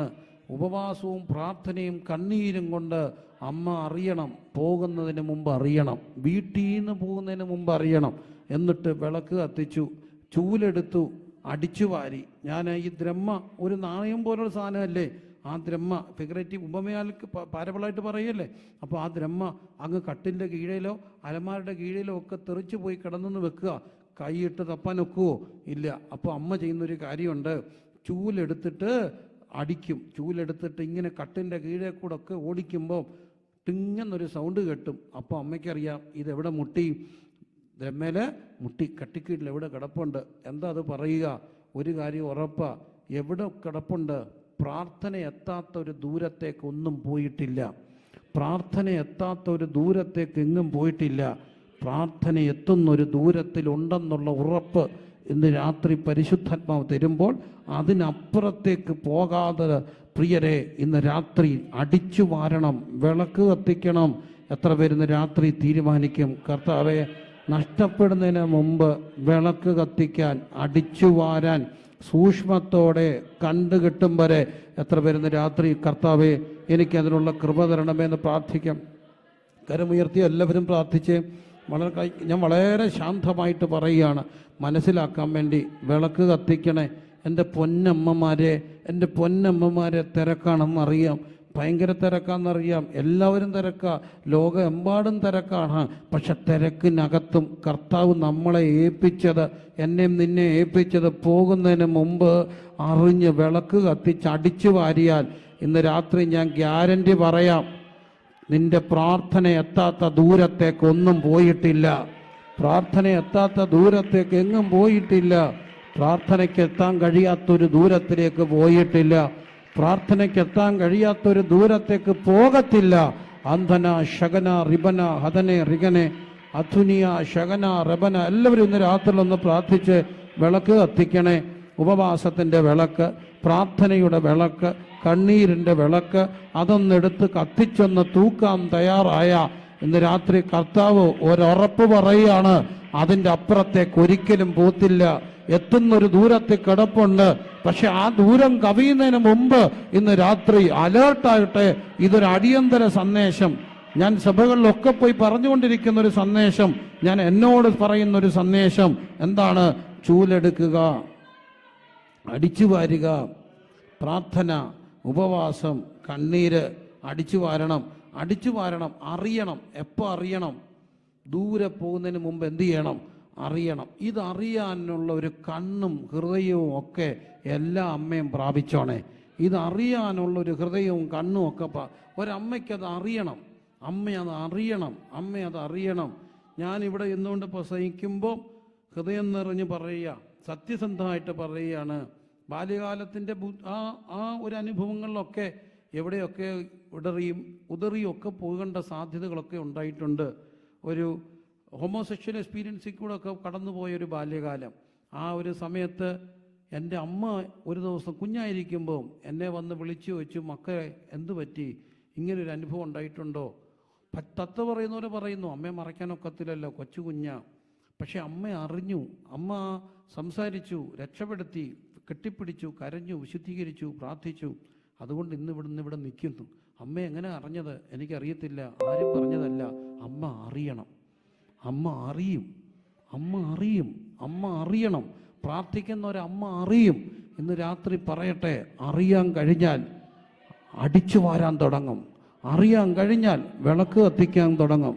വിളക്ക് കത്തിച്ച ഉറപ്പ നിന്റെ വിളക്കിൻ്റെ ദൂരത്ത്, നിന്റെ ചൂലിൻ്റെ ദൂരത്ത് അത് കിടപ്പുണ്ട്. അതിനപ്പുറത്തേക്ക് അത് പോത്തില്ല. അർക്ക രഗ നഗതന ശാന്തനെ ഉടാ ബന ഹത രഗ ലഗതന. എല്ലാവരും ഇന്ന് രാത്രി ഒന്ന് പ്രാർത്ഥിച്ചേ. എല്ലാവരും പ്രാർത്ഥിച്ചേ. കർത്താവെ, അറിയുന്ന അമ്മമാരെ നിങ്ങൾ അറിയണം. നിങ്ങൾ അറിയണം. വിളക്ക് കത്തിക്കണം. ബ്രഹ്മ പോകുന്നതിന് മുമ്പ് ഞാൻ ഒത്തിരി അടുത്ത് പറഞ്ഞു. ഞാൻ ഇന്നലെ പറഞ്ഞ എൻ്റെ ഒരു സാക്ഷ്യത്തിൻ്റെ ബാക്കി പത്രം പറയട്ടെ. 10ാം ക്ലാസ് എന്നെ അറിയാവുന്ന ഒത്തിരി പേര് ഇവിടെ ഇരിപ്പുണ്ടല്ലോ. ആ സംഭവം കൃത്യമായിട്ട് അറിയാം, പാസ്റ്ററോടൊക്കെ ചോദിച്ചാൽ മതി. പക്ഷേ എൻ്റെ ആ കരണ്ടടിച്ച് ഇന്നലെ ഞാൻ പറഞ്ഞ സാക്ഷ്യം അതാ അറിയുന്ന ആ സംഭവം നടക്കുന്നതിൻ്റെ തലേ ദിവസം ഞാൻ അന്ന് SLC ആണ് പാസ്സായി വരുമ്പോൾ, റിസൾട്ട് അറിഞ്ഞിട്ട് വരുമ്പോൾ എൻ്റെ അമ്മ റോഡേ ഇങ്ങനെ നടന്നു വരുന്നു. അമ്മയുടെ മുഖം ഒരു കൊട്ടയുണ്ട്. അപ്പം ഞാൻ അമ്മയോട് ചോദിച്ചു, അമ്മയ്ക്ക് എന്തോ പറ്റി, അമ്മയ്ക്ക് എന്തോ പറ്റിയത്? അമ്മ ഒന്നും പറഞ്ഞു, ഒന്നും പറ്റിയില്ല. ഞാൻ ചോദിച്ചു, അമ്മയുടെ മുഖം എന്നെ വല്ലായിരിക്കുക. അപ്പോൾ എൻ്റെ അമ്മയുടെ അനിയത്തിയുടെ മോൻ എൻ്റെ കൂടെ പഠിക്കുന്നുണ്ട്, അവന് ഡിസിഷൻ ഉണ്ട്, എനിക്ക് ഫസ്റ്റ് ക്ലാസ്സേ ഉള്ളൂ. അപ്പോൾ ഞാൻ അമ്മയോട് പറഞ്ഞു, അമ്മ ഇതിൻ്റെ പേരാണ് കുശുമ്പ്. അമ്മ കുശുമ്പ് കൊണ്ടല്ലേ അമ്മയുടെ മുഖം വല്ലായിരിക്കുന്നത്, കാരണം അവന് ഡിസിഷൻ കിട്ടി. അപ്പോൾ എന്നോട് അമ്മ എന്നെ പറഞ്ഞടാ, അവൻ ഭയങ്കര പഠിപ്പിസ്റ്റാണ്, പഠിപ്പ് മാത്രം അവൻ്റെ പണി. അവരെ നമ്മൾ വിളിക്കുന്ന പേരാണ് പഠിപ്പിസ്റ്റാണ് മക്കളെ, അവൻ ഭയങ്കര പഠിപ്പിസ്റ്റാണ് നമ്മൾ. അപ്പോൾ അമ്മ എന്നോട് പറഞ്ഞേട്ടാ, അവൻ പഠിച്ച് കിട്ടിയതാണ്, നിനക്കിത് പഠിച്ച് കിട്ടിയതൊന്നും അല്ല, പിന്നെ പ്രാർത്ഥിച്ച് കിട്ടിയത്, അതാ പരമാർത്ഥം കേട്ടോ. നമ്മൾ ഈ പല പിള്ളേരും രക്ഷപ്പെടുന്നതൊക്കെ എങ്ങനെയാണ്? പ്രാർത്ഥിച്ച. ഈ വോളിബോൾ കഴിക്കുമ്പോൾ ഒരാൾ ലിഫ്റ്റ് അടിച്ചു കൊടുക്കും, പൊക്കി കൊടുക്കും. അപ്പോൾ ഒരാൾ ഒറ്റ സ്മാഷിങ് അല്ലേ പറയുന്നത്, അടിക്കുമ്പോൾ അങ്ങോട്ട് വീഴും. ഇതുപോലെയാണ് പലതിനെയും പൊക്കിയെടുത്ത് എങ്ങോട്ട് ഇടുക, അപ്പുറത്തിട്ടിട്ട്. ഈ പരീക്ഷ എടുക്കുമ്പോഴാണ് ഈ പിള്ളേർക്കെല്ലാം അമ്മയോട്, അമ്മേ പത്തിച്ചോണേ, അമ്മേ പത്തിച്ചോണേ. അപ്പോൾ അറിയാം ആര് പ്രാർത്ഥിക്കണം, അമ്മ പ്രാർത്ഥിക്കണം, അമ്മ പ്രാർത്ഥിക്കണം. അപ്പം പിന്നെ അമ്മ എൻ്റെ പറഞ്ഞേട്ടാ പ്രാർത്ഥിച്ച് കിട്ടിയ. പിന്നെ ഞാൻ പിന്നെ എന്താ അറിയില്ല, നിൻ്റെ മുമ്പിൽ എന്തോ ഒരു അനർത്ഥം വരാൻ പോകുക. അന്ന് അമ്മ കരയുന്ന ഒരു പായ ഇരുന്ന് കരച്ചിലും പ്രാർത്ഥനയുമായിട്ട് മാത്രം ഇരിക്കുന്നു. പിറ്റേ ദിവസവും അത് തന്നെ. അത് 48 മണിക്കൂർ കഴിയുമ്പോഴാണ് എന്നെ കറണ്ടടിക്കുന്നതും അത്ഭുതകരമായിട്ട് രക്ഷപ്പെടുന്നു.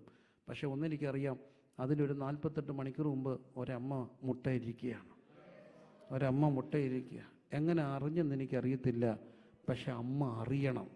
ഇന്ന് രാത്രി എത്ര പേര് പ്രാർത്ഥിക്കും, എൻ്റെ ദ്രഹ്മ പോകുന്നതിന് മുമ്പ് അറിയാനും വിളക്ക് കത്തിക്കാനും കരയാനും, കർത്താവെ എനിക്കൊരു കൃപ തരണേ എന്ന് പ്രാർത്ഥിക്കാൻ ആഗ്രഹിക്കുന്ന എല്ലാ അമ്മമാരും കര ഉയർത്തി ഒന്ന് പ്രാർത്ഥിച്ചേ. യേശുവേ എനിക്കതിനുള്ള കൃപ തരണേ. അറിയണം. വിളക്ക് കത്തിച്ചു, പക്ഷെ അവിടെ ഒരു കാര്യം ഉറപ്പാണ്, ആ ചൂല് കണ്ടെത്തുന്ന ഒരു ദൂരത്ത് കിടപ്പുണ്ട്. എന്താ അതിനകത്ത് ദൂരത്ത്? പ്രാർത്ഥന എത്താത്തൊരു ദൂരത്തേക്കൊന്നും പോയിട്ടില്ല. സുവിശേഷം സദ്വർത്തമാനമാണ്. ഞാൻ കുറേ നെഗറ്റീവ് പറഞ്ഞിട്ട് എല്ലാവരും പോയെന്ന് പറയാൻ വേണ്ടി വെക്കുകയല്ല. ഞാൻ അങ്ങനെ ഒരു സുവിശേഷനല്ല. ഞാൻ വിശ്വസിക്കുന്ന സുവിശേഷം സദ്വർത്തമാനത്തിൻ്റെ സുവിശേഷമാണ്. അത് ഹോപ്പിൻ്റെ സുവിശേഷമാണ്. എന്താ അതിൻ്റെ പ്രത്യാശ ഇതാണ്, ചൂലിൻ്റെ അറ്റത്ത് കിടപ്പുണ്ട്, ആ ദൂരത്തിനപ്പുറത്തേക്ക് പോയിട്ടില്ല. ഇന്ന് രാത്രി വിശ്വസിക്കാമോ? നമുക്ക് തന്നതൊന്നും പോകാൻ വേണ്ടി തന്നതല്ല. നമുക്ക് എല്ലാവരും പറയാം മക്കളെല്ലാം പോയി, ഞാൻ പറയും പോയിട്ടില്ല, ഒന്നും പോത്തുമില്ല. കാരണം ആപത്തിനായിട്ട് പ്രസവിച്ചതല്ല നമ്മൾ, വൃഥ അധ്വാനിക്കുന്നവരുമല്ല. അതാണ് സുവിശേഷം, ഹോപ്പിന്റെ സുവിശേഷത്തിന് പ്രത്യാശയുണ്ട്. സുവിശേഷം സദ്വർത്തമാനമാണ്. അതൊരു നെഗറ്റീവ് സ്റ്റേറ്റ്മെന്റിന്റെ ലോകമല്ല.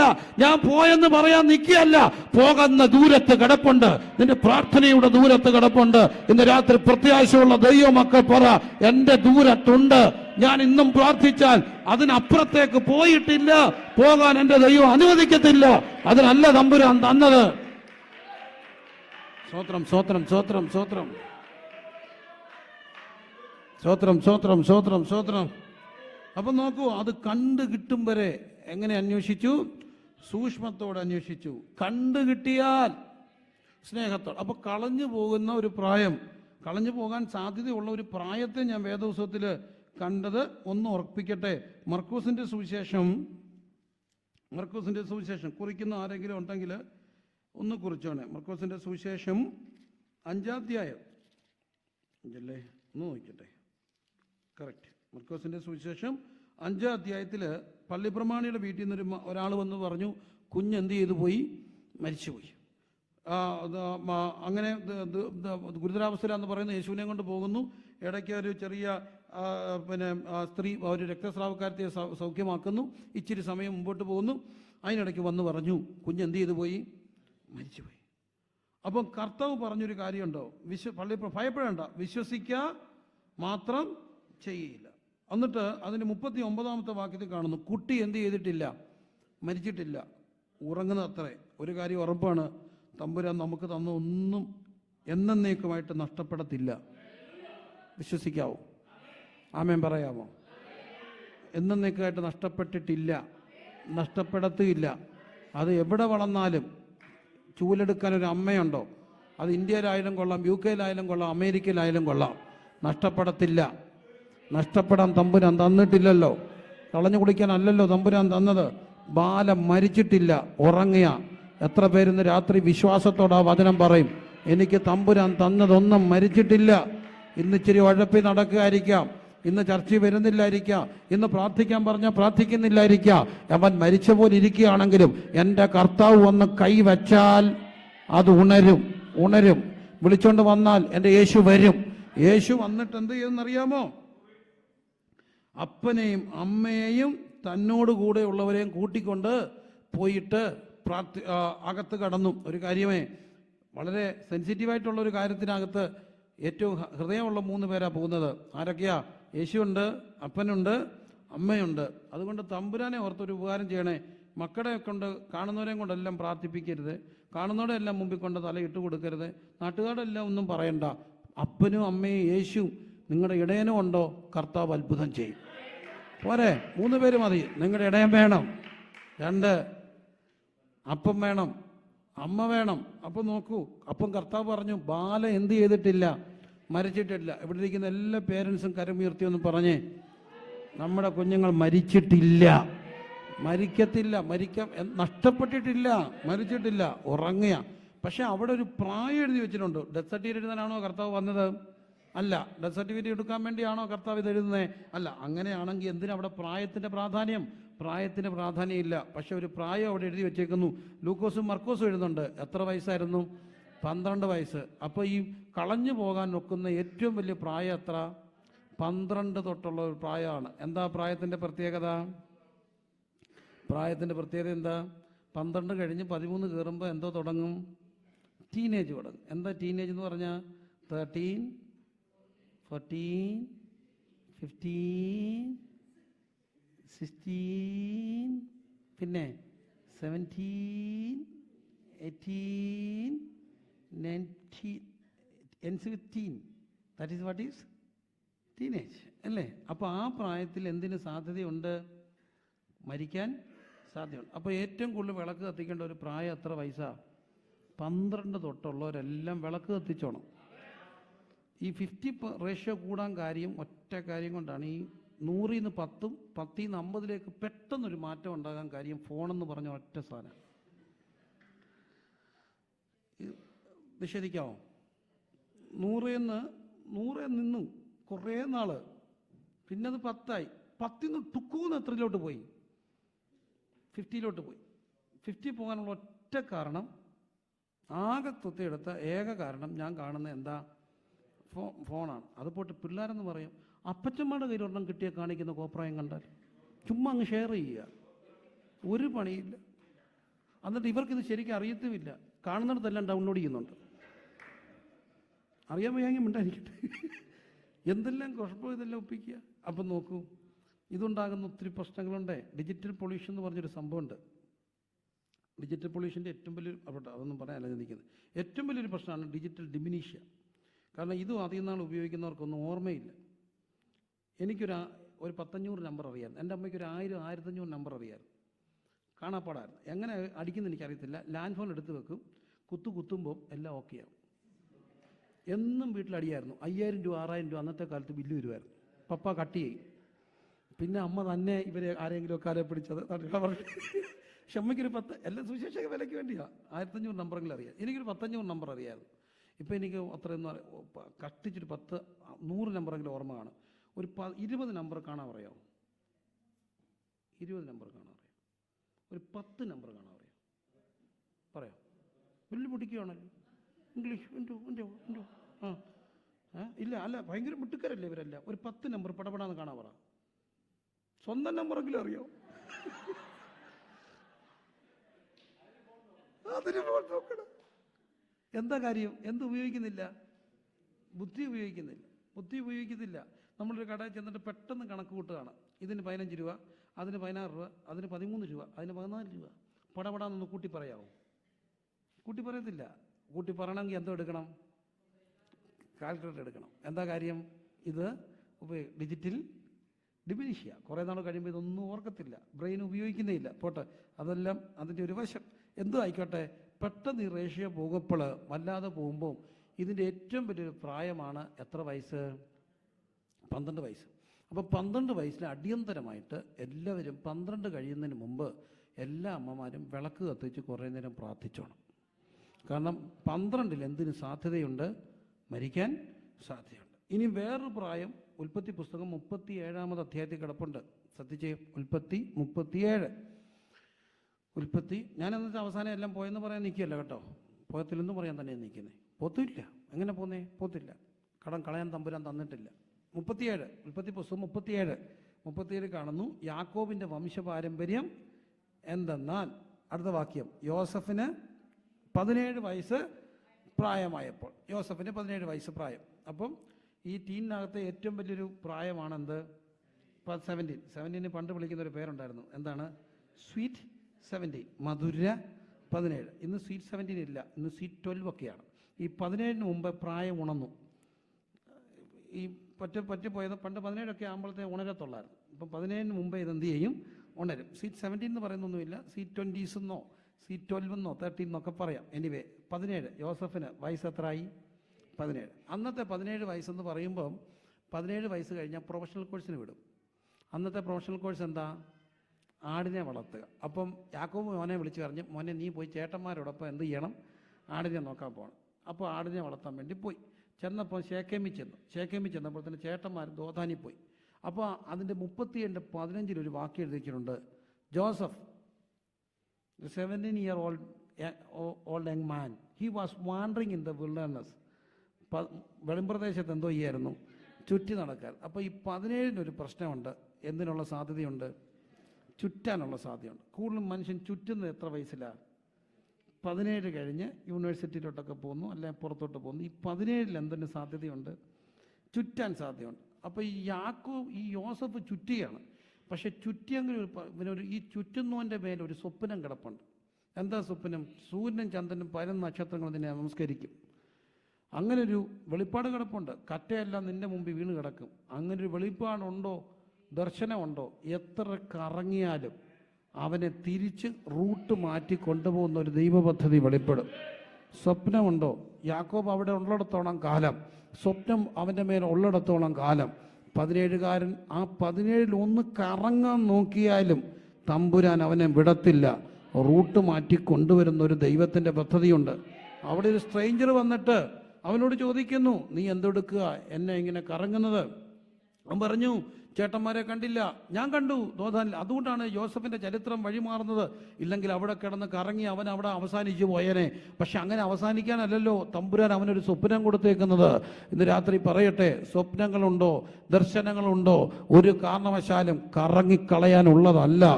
ദൈവം വഴിതിരിച്ചു വിടുന്ന ദൈവം, ഗതിമാറ്റി വിടുന്ന ദൈവം. ഗതിമാറ്റി വിടാൻ തമ്പുരാൻ ഒരു നിമിഷം മതി. എത്ര പേരത് വിശ്വസിക്കുന്നുണ്ട്? ഗതിമാറ്റി വിടാൻ ഒരു നിമിഷം മതി.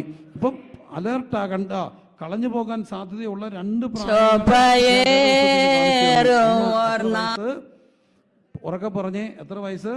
12 വയസ്സ്. 2 എത്ര വയസ്സ്? 17 വയസ്സ്. ഇത് രണ്ടും സത്യമാണോ അമ്മമാരെ? 12ഉം 17ഉം സത്യമാണോ? ആണല്ലോ. അത് വേദോസം കള്ളം പറയത്തില്ലല്ലോ. ഇല്ല. കൊള്ളാം, 15 കൊള്ളാം. വിളക്ക് കത്തിക്കാനുണ്ടോ? ചൂലിൻ്റെ അറ്റം മുട്ടിയിരിക്കും. പ്രാർത്ഥന കൊണ്ട് എത്തേണ്ടിടത്ത് എത്തിയിരിക്കും. അങ്ങനെ പ്രാർത്ഥിച്ചു. അമ്മ പ്രാർത്ഥിച്ചു. കണ്ടു കിട്ടുന്നിടം വരെ എന്ത് ചെയ്തു? പ്രാർത്ഥിച്ചു. കണ്ടു കിട്ടി. കാരണം അമ്മയുണ്ടെങ്കിൽ കണ്ടു കിട്ടും.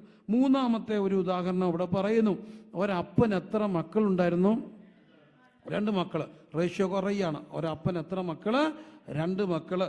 2 പുത്രന്മാരുണ്ടായിരുന്നു. അവർ ഇളയവൻ വന്ന അപ്പനോട് പറഞ്ഞു, അപ്പാ, വസ്തുവിൽ എനിക്ക് വരേണ്ടുന്ന പങ്ക് എന്ത് ചെയ്യണം?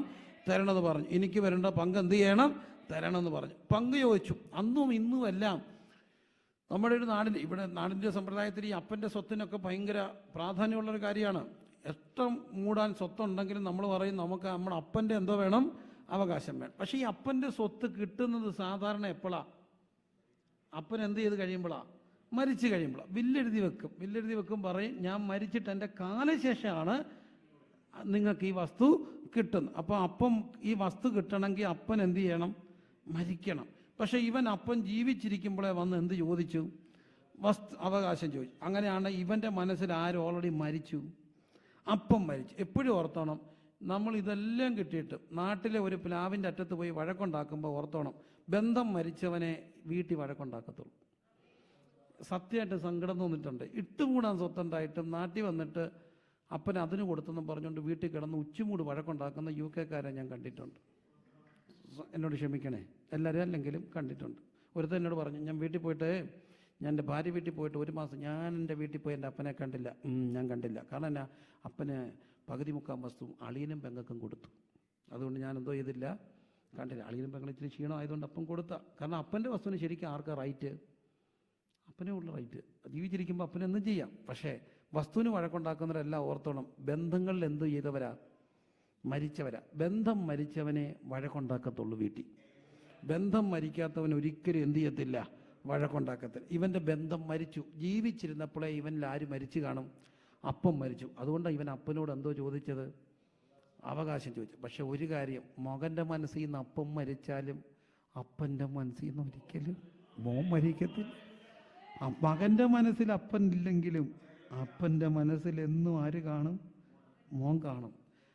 മനുഷ്യൻ പാപത്തിൽ മരിച്ചപ്പോഴും അപ്പൻ്റെ മനസ്സിൽ നമ്മളെല്ലാം ഉണ്ടായിരുന്നതുകൊണ്ടാണ് തൻ്റെ സ്വന്തം മോനെ നമുക്ക് വേണ്ടി ഭൂമിയിലേക്ക് അയച്ചത്. നമ്മുടെ മുഖം അപ്പൻ്റെ മനസ്സിൽ തെളിഞ്ഞപ്പോൾ സ്വന്തം പുത്രൻ്റെ മുഖം മറച്ചിട്ട് നമ്മുടെ മുഖം ഓർത്തിട്ട് സ്വന്തം പുത്രനെ ആദരിയാതെ നമുക്ക് വേണ്ടി തൻ്റെ പുത്രനെ കാൽവറി കുരിശി തകർക്കാൻ ഇഷ്ടം തോന്നിയത് എന്തുകൊണ്ടാ? അവൻ്റെ മനസ്സിൽ നമ്മൾ മരിക്കാതിരുന്നത് കൊണ്ടാണ്. അതുകൊണ്ടല്ലേ നമ്മളിപ്പം പാടിയത്, നന്ദി ചൊല്ലിയാൽ ഈ ജീവിതം പോരാന്നുള്ള അർത്ഥമുള്ള പാട്ട് പാടിയത്. അപ്പം നോക്കുക, അപ്പനോട് ഇപ്പം വന്ന് എന്ത് ചോദിച്ചു? സ്വത്ത് ചോദിച്ചു. സ്വത്ത് ചോദിച്ചിട്ട് ഈ സ്വത്ത് അവൻ എടുത്തിട്ട് അവൻ ആ സ്വത്തും മേടിച്ചുകൊണ്ട് എങ്ങോട്ട് പോയി? ദൂരേക്ക് പോയി. പടിയിറക്കം പൂർണ്ണമാകുന്നു. എവിടുന്ന് ഇറങ്ങി? ചർച്ചിൽ നിന്ന് ഇറങ്ങി. എങ്ങോട്ടിറങ്ങി? വീട്ടിൽ നിന്ന് പോയി. ഇപ്പം എവിടുന്ന് പോയി? നാട്ടിൽ നിന്ന് പോയി. എൻ്റെ പൊന്നു പ്രിയരെ, അങ്ങ് ദൂരെ പോകാതിരിക്കണമെങ്കിൽ എല്ലാ പൊന്നു മക്കളോടും പറയുക, ഭാഷയുടെ പ്രശ്നം കാണും, നിങ്ങൾ വലിയ ഇൻ്റലക്ച്വലായിരിക്കും, എങ്കിലും കഴിവുള്ളിടത്തോളം ദൈവസഭയുമായിട്ടുള്ള ബന്ധത്തിൽ നിന്ന് അകന്നു പോകാതിരുന്നാൽ ഒരിക്കലും നഷ്ടം ഉണ്ടാകത്തില്ല. അത് നിങ്ങൾക്ക് ലാഭമാണ്. എന്തുകൊണ്ടായിരിക്കും എന്നറിയാം, പറയുക, അവിടെ ഒരു ഇടയൻ കാണും. ഞാൻ ഇടയന്മാരെക്കുറിച്ച് വളരെ അഭിമാനമുള്ളവനാ. ഞാൻ ഒരു ഇടയനാ. സത്യമായിട്ട് ഞാൻ പറയട്ടെ, എൻ്റെ സഭയിൽ ഇതുവരെ ഏതെങ്കിലും ഒരു കുഞ്ഞിന് വിഷമുണ്ടായാൽ ഞാൻ ചോറിൻ്റെ തൊണ്ടെന്ന് ഇറങ്ങിപ്പോത്തില്ല. കാരണം എനിക്ക് എൻ്റെ മക്കളെ പോലെ തന്നെ ഇഷ്ടമാണ് എൻ്റെ സഭയിലുള്ള ഓരോ കുഞ്ഞുമക്കളെ. അവർക്ക് എന്തെങ്കിലും ഒരു ബുദ്ധിമുട്ടുണ്ടായെന്നറിഞ്ഞാൽ പരമാർത്ഥമായിട്ട് ഞാൻ പറയും, എൻ്റെ തൊണ്ടേന്ന് ചോറ് തപ്പിട്ട് പോകത്തില്ല. കാരണം അതെൻ്റെ മനസ്സാ, എൻ്റെ ഉത്തരവാദിത്തമാണ്. നിങ്ങളുടെ ചർച്ചിൽ നിങ്ങൾക്ക് വലുതൊന്നും മനസ്സിലായില്ലെങ്കിലും, നിങ്ങൾ ഉദ്ദേശിക്കുന്ന ഒന്നും കണ്ടില്ലെങ്കിലും, നിങ്ങളെ ഓർത്ത് തേങ്ങുന്ന ഒരു ഇടയൻ അവിടെ ഉള്ളിടത്തോളം കാലം അതിനപ്പുറത്തേക്ക് നിങ്ങൾ പോകാതെ നിങ്ങൾ സൂക്ഷിക്കപ്പെടും. കരമുയർത്തി സ്തോത്രം ചെയ്തേ. കരമുയർത്തി എല്ലാവരും പ്രാർത്ഥിച്ചേ. പ്രിയരെ, കുറേ പേര് എന്തിനും വിമർശിക്കുന്നവരൊക്കെ ചർച്ചിൽ കാണും. പക്ഷെ എനിക്കിന്നും ചർച്ചിനെ ബഹുമാനമാണ്. എനിക്ക് ചർച്ചിനെ ഇന്ന് ഇഷ്ടമാണ്. കുറേ കുറ്റം പറയാനും കുറേ കണക്ക് പറയാനും കൊച്ചിൻ്റെ ഡ്രസ്സ് നോക്കിയിട്ട് അതിന് കമൻറ്റ് പറയാനും അതെല്ലാം പോയെന്ന് പറയാനും കുറേ പേരുണ്ടെങ്കിലും എല്ലാ ചർച്ചിലും 1-2 അമ്മമാരെങ്കിലും കാണും. ആ സഭയിലുള്ള മുഴുവൻ മക്കളെ ഓർത്ത് കരയുന്ന കുറേ പേരെങ്കിലും കാണും. സത്യമാണോ? ഞാൻ എൻ്റെ ചർച്ചിൽ സെൻറ്ററിലുള്ള ഒരു അമ്മച്ചിയെ കണ്ടു. അമ്മച്ചി മരിച്ചുപോയി. അമ്മച്ചിയെ കാണാൻ ചെല്ലുമ്പോൾ അമ്മച്ചിക്ക് നല്ല ഓർമ്മയില്ല. ഞാൻ എന്ന് പറഞ്ഞാൽ കണ്ണ് ശരിക്ക് കാണത്തില്ല. ഞാൻ പറഞ്ഞ അമ്മച്ചി എന്നെ ഓർമ്മയുണ്ടോ? ആരുടെ മക്കളെ? ഞാൻ പറഞ്ഞ അമ്മച്ചി, ഞാൻ പ്രിൻസ് അമ്മച്ചി. ആണോ? എൻ്റെ ചക്കര മോനെ, എത്ര നാളെടാ കണ്ടിട്ട്? നിൻ്റെ ഭാര്യയുടെ പേര് ബ്ലസ്സി എന്നല്ലേടാ? ഞാൻ പ്രാർത്ഥിക്കുന്നുണ്ട്. എടാ മക്കളെ, മൂത്ത മോടെ കൊച്ചിതല്ലേ? പിന്നെ രണ്ടാമത്തെ പേര് ഇതല്ലേ? മൂന്നാമത്തെ പേര് ഇതല്ലേ? ഞാൻ ഇന്നും പ്രാർത്ഥിച്ചടാ. ഞാൻ പറഞ്ഞ അമ്മച്ചി 4 എൻ്റെ മോനെ എന്നോട് ആരും പറഞ്ഞില്ലടാ. ഇന്നോട്ട് ഞാൻ പ്രാർത്ഥിക്കാം. 90 കഴിഞ്ഞ അമ്മച്ചി എൻ്റെ 3 എല്ലാ മക്കളുടെയും പേര് പറഞ്ഞ് പ്രാർത്ഥിക്കുമ്പോൾ ഞാൻ ഓർത്തു, ഇതുപോലൊരു ഭാഗ്യം കിട്ടിയ കൂട്ടരാരാ ഉള്ളത്? ദൈവസഭ കുഞ്ഞുങ്ങളെ അല്ല പ്രിയരെ, ഇന്നും സഭയിൽ എല്ലാ മക്കൾക്ക് വേണ്ടിയും പ്രാർത്ഥിക്കുന്ന കുറേ പേരെങ്കിലും കാണും. കരമുയർത്തി സ്തോത്രം ചെയ്തേ. ദൈവസഭകൾക്കായി അതതിൻ്റെ പരമാർത്ഥമാണെന്ന് നിങ്ങൾക്ക് തോന്നുന്നുണ്ടെങ്കിൽ കർത്താവിനെ ഒന്ന് സ്തുതിച്ചേ. ഇടയന്മാരെ എനിക്കിഷ്ടമാണ്, അല്ലാത്തൊരു കാണുമായിരിക്കാം. എന്നാൽ ബഹുഭൂരിപക്ഷവും അതല്ല പ്രിയരെ. ബഹുഭൂരിപക്ഷത്തെ നിങ്ങൾ ഒറ്റയടിക്ക് മുദ്ര കുത്തരുത്. ഞാൻ ഒത്തിരി പാസനേജുകളിൽ കിടന്നുറങ്ങിയിട്ടുണ്ട് എൻ്റെ യാത്രകളിൽ. കേരളത്തിലെ അനേക പാസനേജുകൾ, ഇടുങ്ങിയ പാസനേജുകളിൽ പാതിരാത്രിക്ക് ഞാൻ പേടിച്ചെഴുന്നേറ്റിട്ടുണ്ട്. ഭയങ്കര നിലവിളി കേൾക്കാം. എഴുന്നേൽക്കുമ്പം അപ്പുറത്തെ മുറിയിൽ നിന്ന് പ്രായമുള്ള പാസ്റ്റർ അമ്മച്ചിയും കൂടെ എഴുന്നേറ്റിരുന്ന് ഓരോ സഭാമക്കളെ ഓർത്ത് കരയുക, പേര് പറഞ്ഞ് കരയുക. പ്രിയരെ, ഇതാണ് ദൈവസഭ. അതുകൊണ്ട് എല്ലാവരും ഓർക്കണം, ദൈവസഭയെ കാണണം. നിങ്ങൾക്ക് വലിയ കാര്യമൊന്നും കിട്ടിയില്ലെങ്കിലും നിങ്ങൾക്ക് കിട്ടുന്ന പ്രാർത്ഥന വലുതായിരിക്കും, നിങ്ങൾക്ക് കിട്ടുന്ന കവറേജ് വലുതായിരിക്കും. അത് നിങ്ങൾ വലിയൊരു സമൂഹത്തിൽ പോയിട്ട് ആടിപ്പാടി വന്നാൽ നിന്റെ പേര് പോലും അവിടെ ആരും അറിയത്തില്ല. ഹായ് ഗൈസ് ഹൂ എന്നൊക്കെ പറഞ്ഞു പോകും. അത്രയൊക്കെ ഉള്ളു മക്കളെ. പക്ഷേ ഈ പാവം പിടിച്ചോ നിനക്ക് വേണ്ടി കരയുന്നുണ്ടായിരിക്കും. അതെൻ്റെ ബോധ്യമാണ്. പാസ്റ്റർമാരുടെ ഒരു പ്രതിനിധിയായിട്ടുകൊണ്ട് ഞാൻ പറയും, ഭൂരിപക്ഷം അതാണെന്ന് ഞാൻ പറഞ്ഞാൽ നിങ്ങൾക്കതിനെ നിഷേധിക്കാനൊക്കെ. ഒരു ചെറിയ ന്യൂനപക്ഷത്തെ കണ്ടുകൊണ്ട് വിലയിടരുത്. ഭൂരിപക്ഷവും പ്രാർത്ഥിക്കുന്നവരാ. ഞങ്ങൾ മനുഷ്യൻ്റെ ദശാംശം മേടിച്ചിട്ട് തിന്നിട്ട് കിടന്നുറങ്ങുന്നവരല്ല, ചങ്ക് പൊട്ടി അവർക്ക് വേണ്ടി പ്രാർത്ഥിക്കുന്നവരാ. ഇന്ന് രാത്രി കാണണം. എവിടെ പോകണം? സഭയെ കാണണം. എന്തുകൊണ്ട് കാണണം? അവിടെ കിട്ടുന്നൊരു കവറേജ് ഉണ്ട്, പ്രാർത്ഥനയുടെ ഒരു കവറേജ്. എല്ലാ പ്രിയപ്പെട്ടവരും നിങ്ങളായിരിക്കുന്ന സഭകൾ XY or Z എന്താട്ടെ, അതിനു വേണ്ടി കരമുയർത്തി സ്തോത്രം ചെയ്തേ. അവിടെ ഒരു പറ്റം സഹോദരിമാരില്ലേ, അവർ നിങ്ങൾക്ക് വേണ്ടി പ്രാർത്ഥിക്കും. ഒന്നുമില്ലെങ്കിലും ഒരു വിഷയം വന്ന സഹോദരി പ്രാർത്ഥിക്കണമെന്ന് പറയാൻ കുറേ പേരില്ലേ. അതൊരു ധൈര്യമല്ലേ, അതൊരു ഉറപ്പല്ലേ. അതിപ്പര ഉറപ്പെന്താ? അതിപ്പര ഒരു സന്തോഷം എന്താ? അപ്പം പടിയിറക്കം തുടങ്ങുന്നു. മൂന്നാമത്തെ പടിയിറക്കം എങ്ങോട്ട് പോകുന്നു? ദൂരേക്ക് പോയി. പക്ഷെ അവനങ്ങ് പോയി. ഏറിയ നാൾ കഴിയും മുമ്പ് ദൂരെ പോയവൻ്റെ എല്ലാം എന്ത് ചെയ്തു പോയി? എല്ലാം തീർന്നു പോയി. ഞാൻ മുമ്പേ പറഞ്ഞതിൻ്റെ ഒരു വാക്കെന്ന് പറഞ്ഞോട്ടെ. ഈ ഇടയനെക്കുറിച്ചൊക്കെ പറയുമ്പോൾ പഴയ നിയമത്തിലൊരു ഇടയനുണ്ട്, പുരോഹിതൻ. പഴയ നിയമത്തിലെ പുരോഹിതന് ഈ പെട്ടകം എടുത്തുകൊണ്ട് വരും. പെട്ടകം എടുത്തുകൊണ്ട് വന്നപ്പോൾ എവിടെ ചവിട്ടി? യോർദാൻ്റെ അടുത്ത് വന്നപ്പോൾ യോർദാൻ എന്തായിട്ട് മാറി? രണ്ടായിട്ട് മാറി. പക്ഷെ ആദ്യം ചവിട്ടിയത് ആരാ? പുരോഹിതനാണ്. ഞാൻ പണ്ടൊക്കെ പ്രസംഗിക്കായിരുന്നു, പ്രിയരെ, നിന്റെ മുമ്പിലുള്ള യോർദാനെ ഇന്ന് പകലിൽ ദൈവം ശാസിക്കാം, വിശ്വാസത്തിൻ്റെ സ്റ്റെപ്പ് എടുക്കുക, ഇപ്പം മാറും. പക്ഷെ ഇപ്പം ഞാൻ പറയത്തില്ല, കാരണം വെള്ളപ്പൊക്കം കഴിഞ്ഞ പിന്നെ സ്റ്റെപ്പൊക്കെ എടുത്ത് വെച്ച് നേരെയൊക്കെ പോവും. എനിക്ക് പണി കിട്ടിയിട്ടായിരുന്നു. ഞാൻ ആവേശത്തിൽ ചാടി ഇറങ്ങിപ്പോയി. നമുക്കിപ്പം പഴയ പോലെ ഈ മസിൽ കയറും, ഭയങ്കര തണുപ്പല്ലേ. അപ്പോൾ എൻ്റെ കൂടെയുള്ള പാസ്റ്റർമാരോട് പറഞ്ഞു, വലിച്ചു കയറി അച്ഛൻ കയറിപ്പോക്കും ശരിയായി കളയെന്ന് പറഞ്ഞു. എന്നിട്ട് അവരെന്നെ, അല്ലെങ്കിൽ ഞാൻ ഇറങ്ങിപ്പോയാൽ. എന്നിട്ട് ഇവരിറങ്ങി, കാരണം വേറെ ആരും ഇറങ്ങാനില്ല. ആദ്യം ഇറങ്ങി. യോർദാൻ്റെ തീരമൊക്കെ എന്ത് ചെയ്യുന്ന കരകവിഞ്ഞൊഴു ഇറങ്ങിക്കഴിഞ്ഞപ്പോൾ അങ്ങ് ഇറങ്ങിയെന്നേ. ഇറങ്ങാൻ വേറെ നിവൃത്തിയില്ലാത്തതുകൊണ്ട് ഇറങ്ങിയതാണ്, അല്ലാതെ ഇത് രണ്ടാമൂന്ന് വെച്ച് ഉറപ്പിച്ചൊന്നും ഇറങ്ങിയതാണോ? അങ്ങ് ഇറങ്ങി. തമ്പുരാൻ അങ്ങ് നീതി കാണിച്ചു. ഇതെന്തായി? രണ്ടായി. അപ്പോൾ ആദ്യം ഇറങ്ങുന്നത് ആരാ? പുരോഹിതൻ. എന്നിട്ട് നടുക്ക് നിന്നു. കാരണം എല്ലാവരും എവിടെ കയറണം? അക്കരെ കയറണം. എല്ലാവരും അക്കരെ കയറുന്ന വരെ ആര് നിന്നു? പുരോഹിതൻ. ലക്ഷക്കണക്കിന് ജനം മക്കളെ അക്കരെ കയറി. എന്തു സമയമെടുക്കും? ഭയങ്കര സമയം എടുക്കത്തില്ലേ അക്കരക്ക്? അപ്പോൾ ആദ്യം കയറിയവരെല്ലാം, എൻ്റെ ഭാഷ പറയാൻ, ചെന്നൊരു പടുതയൊക്കെ വലിച്ചു കെട്ടി ടെൻ്റൊക്കെ അടിച്ചിട്ട് അവരങ്ങിരുന്നു. പക്ഷേ കുറേ കഴിഞ്ഞപ്പം അവരെല്ലാം കിടക്കാൻ തുടങ്ങി. ചേച്ചി കുഞ്ഞിനെ ഉറക്കുക, ബാബു. അപ്പം കുഞ്ഞ് ചോദിച്ചു, അമ്മേ പാർശ്വങ്ങളെന്തേ അമ്മേ? അപ്പോൾ അമ്മ പറഞ്ഞു, മക്കൾ ആവശ്യമില്ലാത്ത കാര്യം ചിന്തിക്കാതെ ഉറങ്ങിക്കേ, പാർശ്വങ്ങളെന്തെങ്കിലും കാണിക്കും. ബാബു കൊച്ചിനെ ഇറക്കി. മനുഷ്യ വന്ന് കിടക്കുന്നുണ്ടെ കിടക്കും, എനിക്ക് ഉറക്കം വരും.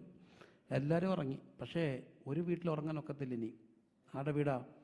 പാസ്റ്റർ വീടാ. അയാൾ കയറിയായിട്ടേ വിളക്കണയ്ക്കാനൊക്കത്തുള്ളൂ. ഒരു കാര്യം ഉറപ്പാണ്, ചില വിളക്ക് കത്തിയിരിക്കുന്നുകൊണ്ടാണ് ഇന്നും പല വിളക്ക് അണയാത്തത്. പല വിളക്കുകൾ അണയാത്തതിൻ്റെ കാരണം എന്താ? ഏറ്റവും താമസിച്ച് വിളക്കണയുന്ന ഒരു ഇടയനുണ്ടെങ്കിൽ പല വിളക്കുകളും അണഞ്ഞാലും അതെന്നേക്കുമായിട്ട് അണയാതിരിക്കും.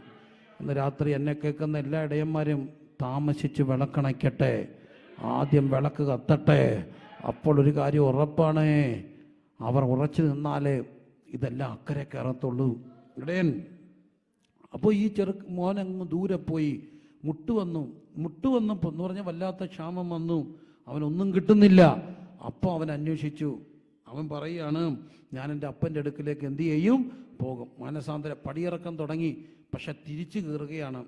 സുവിശേഷം പടിയിറക്കത്തോടു കൂടി അവസാനിക്കുന്നതല്ല, മടങ്ങി വരവോടുകൂടി അവസാനിക്കുന്നതാണ്. സുവിശേഷം സദ്വർത്തമാനമാണ്. തിരിച്ചു വരുമ്പോൾ അവൻ പറയുന്നൊരു കാര്യം കണ്ടോ, 17-ാം വാക്യം. അപ്പോൾ അവൻ സുബോധം വന്നിട്ട് പറയുന്നു, എൻ്റെ അപ്പൻ്റെ എത്ര കൂലിക്കാർ ഭക്ഷണം കഴിച്ച് ശേഷിപ്പിക്കുന്നു, ഞാനോ നശിക്കുന്നു. ഞാൻ എഴുന്നേറ്റ് അപ്പൻ്റെ അടുക്കൽ ചെന്നിട്ട്, അപ്പ ഞാൻ സ്വർഗത്തോടും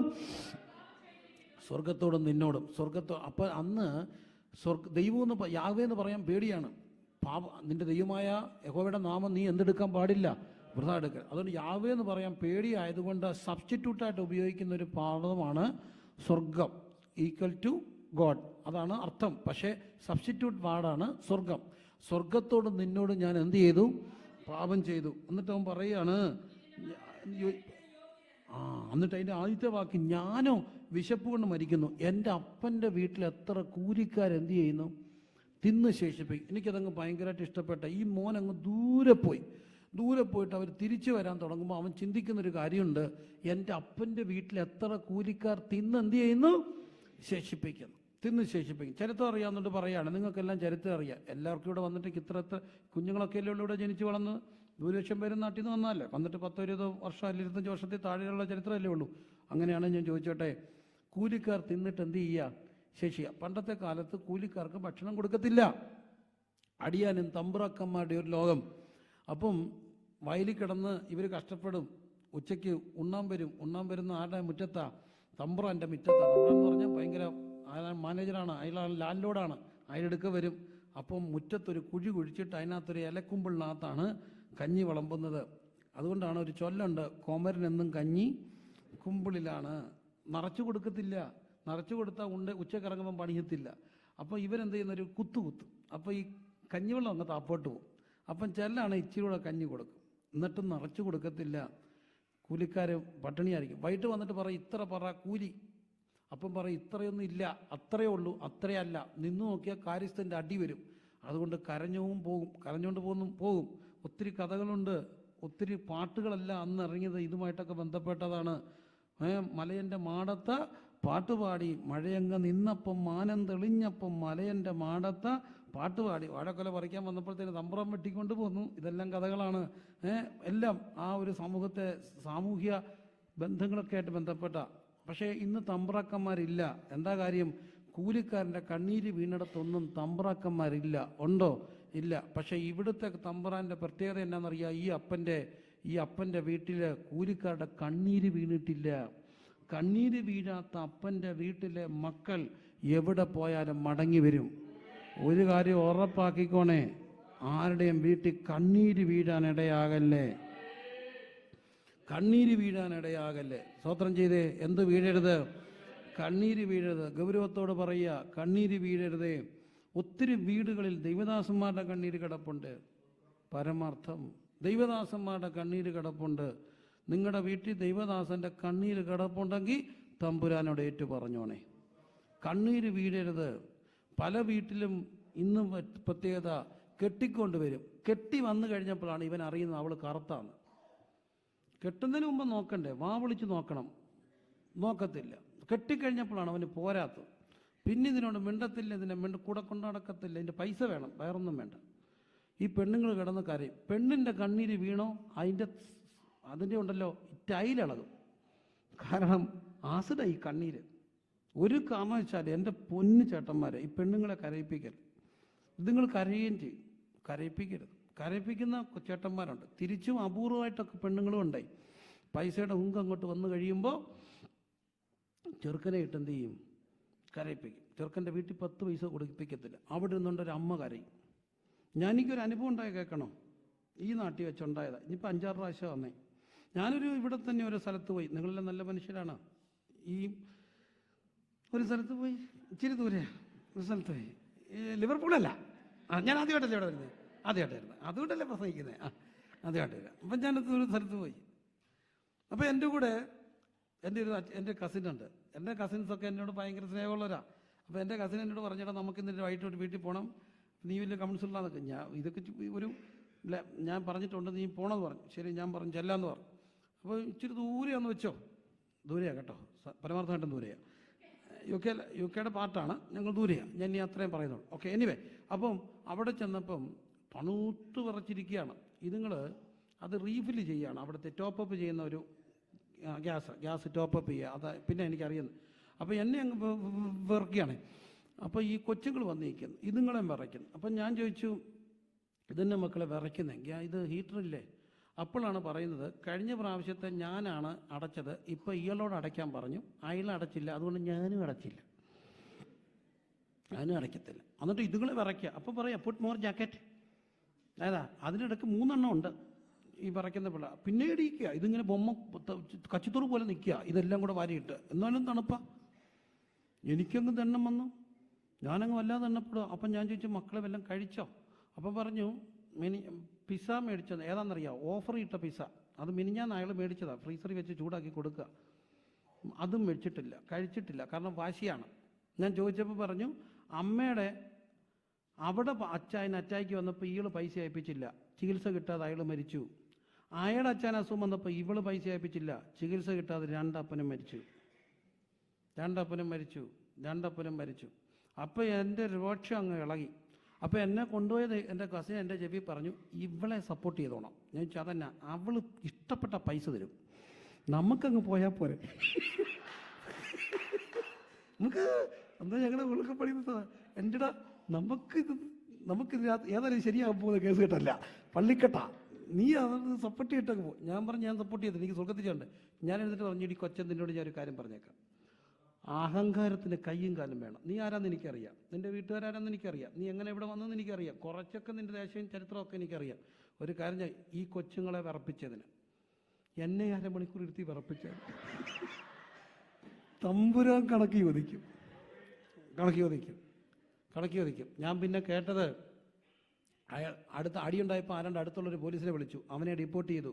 കൊച്ചുങ്ങളെ എടുത്തു വളർത്തുന്നവരില്ലേ, കൊണ്ടുപോയി, കൊച്ചില്ല, ഭർത്താവില്ല, പണമുണ്ടെന്ന്. അപ്പൻ്റെ അമ്മയുടെ കണ്ണീര് കിടക്കാണേ, ഈ കണ്ണീരുള്ള വീട്ടിൽ നിന്ന് ശരിയാത്തിൻ്റെ പ്രിയരെ. അതുകൊണ്ട് ഒരു കാര്യം ഉറപ്പായിക്കണം, കണ്ണീര് വീഴാത്ത വീട്ടിൽ കൊച്ചെവിടെ പോയാലും തമ്പുരാൻ മടക്കി വരുത്തുന്നുള്ള ഉറപ്പാ. കണ്ണീര് വീഴിക്കരുത്. മനസ്സിലാകുന്ന ദൈവത്തിന് സ്തോത്രം ചെയ്തേ. നിങ്ങൾ എത്ര ഉയർന്നാലും നിങ്ങളുടെ അപ്പൻ്റെ അമ്മയുടെയും കണ്ണീര് വീഴാനിടയാകരുത്. അപ്പൻ്റെ അമ്മയുടെയും കണ്ണീര് വീഴരുത്. എല്ലാ പൊന്നുമക്കളോട് ഞാൻ പറയുകയാണേ, അപ്പൻ്റെ അമ്മയുടെ എന്ത് വീഴിക്കരുത്, കണ്ണീര് വീഴിക്കരുത്. അവർ ജീവനോട് ഇരിപ്പുണ്ടെങ്കിൽ അപ്പൻ്റെ അമ്മയുടെയും കണ്ണീര് വീഴാനിടയാകരുത്. സ്തോത്രം ചെയ്തേ. അപ്പൻ്റെ അമ്മയുടെയും കണ്ണീര് വീഴരുത്. ദൈവദാസന്മാരുടെ കണ്ണീര് വീഴരുത്. വേലക്കാരുടെ കണ്ണീര് വീഴരുത്. ഇത് നോക്കണം, ഈ വീട്ടിൽ വേലക്കാർ തിന്നിട്ട് എന്ത് ചെയ്യുന്നു? ശേഷിപ്പിക്കുന്നു. അപ്പം മടങ്ങി വന്നു. ഉടനെ ഈ മകൻ പറയാണ്, നിന്റെ മകനെന്ന് വിളിക്കപ്പെടാൻ ഞാൻ എന്തല്ല, യോഗ്യനല്ലെന്ന് പറഞ്ഞു. അപ്പം അങ്ങനെ വന്നപ്പോഴേ അപ്പൻ എന്തോ എന്നറിയാമോ? അപ്പം കണ്ട് മനസ്സലിഞ്ഞു. എവിടുന്നേ അറിഞ്ഞു?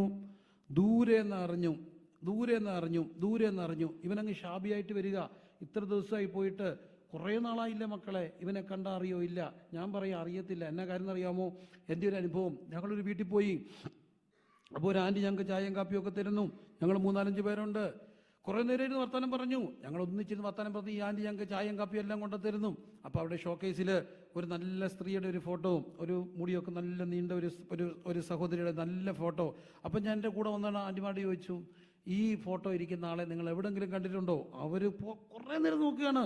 നോക്കിയിട്ട് പറഞ്ഞു, ഇല്ലോ, നല്ല പരിചയം, ഇതാരാണ്, ഇതല്ല ഒരെണ്ണം. ഞാൻ പറഞ്ഞു, ഒത്തിരി കഷ്ടപ്പെടണ്ട, നമുക്ക് ഈ ചായ തന്നുകൊണ്ടിരിക്കുന്ന ചേച്ചിയുടെ ഫോട്ടോയാണ് ആ ഫോട്ടോ. 3 വർഷം മുമ്പത്തെ ഫോട്ടോ. 3 വർഷത്തിന് ഈ വർഷത്തിനും ഇടയ്ക്ക് ഡയബറ്റിക് വന്നൊന്നല്ലാതെ വേറെ ഒന്നും വന്നിട്ടില്ല. മുടിയെല്ലാം അങ്ങ് പൊഴിഞ്ഞു പോയി. ആ ആളാണ് ഈ ആളെന്ന് എന്ത് ചെയ്യുന്നില്ല, പറയുന്നില്ല. അപ്പോൾ ഇത്രയേ ഉള്ളൂ മനുഷ്യനുണ്ടാകുന്ന മാറ്റം. അപ്പോൾ ഈ കൊച്ചൻ ഇങ്ങനെ പോയാൽ അവൻ ഇങ്ങനെ വരുമ്പോൾ അവനെ അറിയണമെന്നുണ്ടോ? ഇല്ല. പക്ഷെ അപ്പൻ അറിഞ്ഞു. എന്തായിരിക്കാം?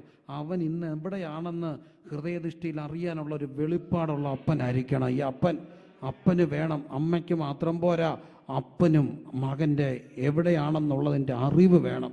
അറിവ് കണ്ടു. എന്നിട്ട് ഈ അപ്പൻ ഓടിച്ചെന്നിട്ട് എന്തോ ചെയ്തു? കഴുത്തിന് കെട്ടിപ്പിടിച്ചു. എല്ലാവരും പറഞ്ഞ് കഴുത്തിന് എന്ത് ചെയ്തു? കെട്ടിപ്പിടിച്ചു. ഈ മകൻ ഒരു സ്റ്റെപ്പ് നടന്നാൽ ഈ അപ്പനൊരു പ്രത്യേകതയുണ്ട്. അപ്പൻ അങ്ങോട്ട് എന്ത് ചെയ്തു? ഓടിച്ചെന്നു. സ്വർഗത്തിലെ ദൈവം ഇതുപോലെ നമ്മളൊന്ന് മടങ്ങി വരാൻ ഒരു സ്റ്റെപ്പ് വെച്ചാൽ നമ്മുടെ അടുക്കലേക്ക് ഓടി വരുന്നൊരു ദൈവമുണ്ട്. നമ്മുടെ അപ്പൻ്റെ പ്രത്യേകത എന്താ?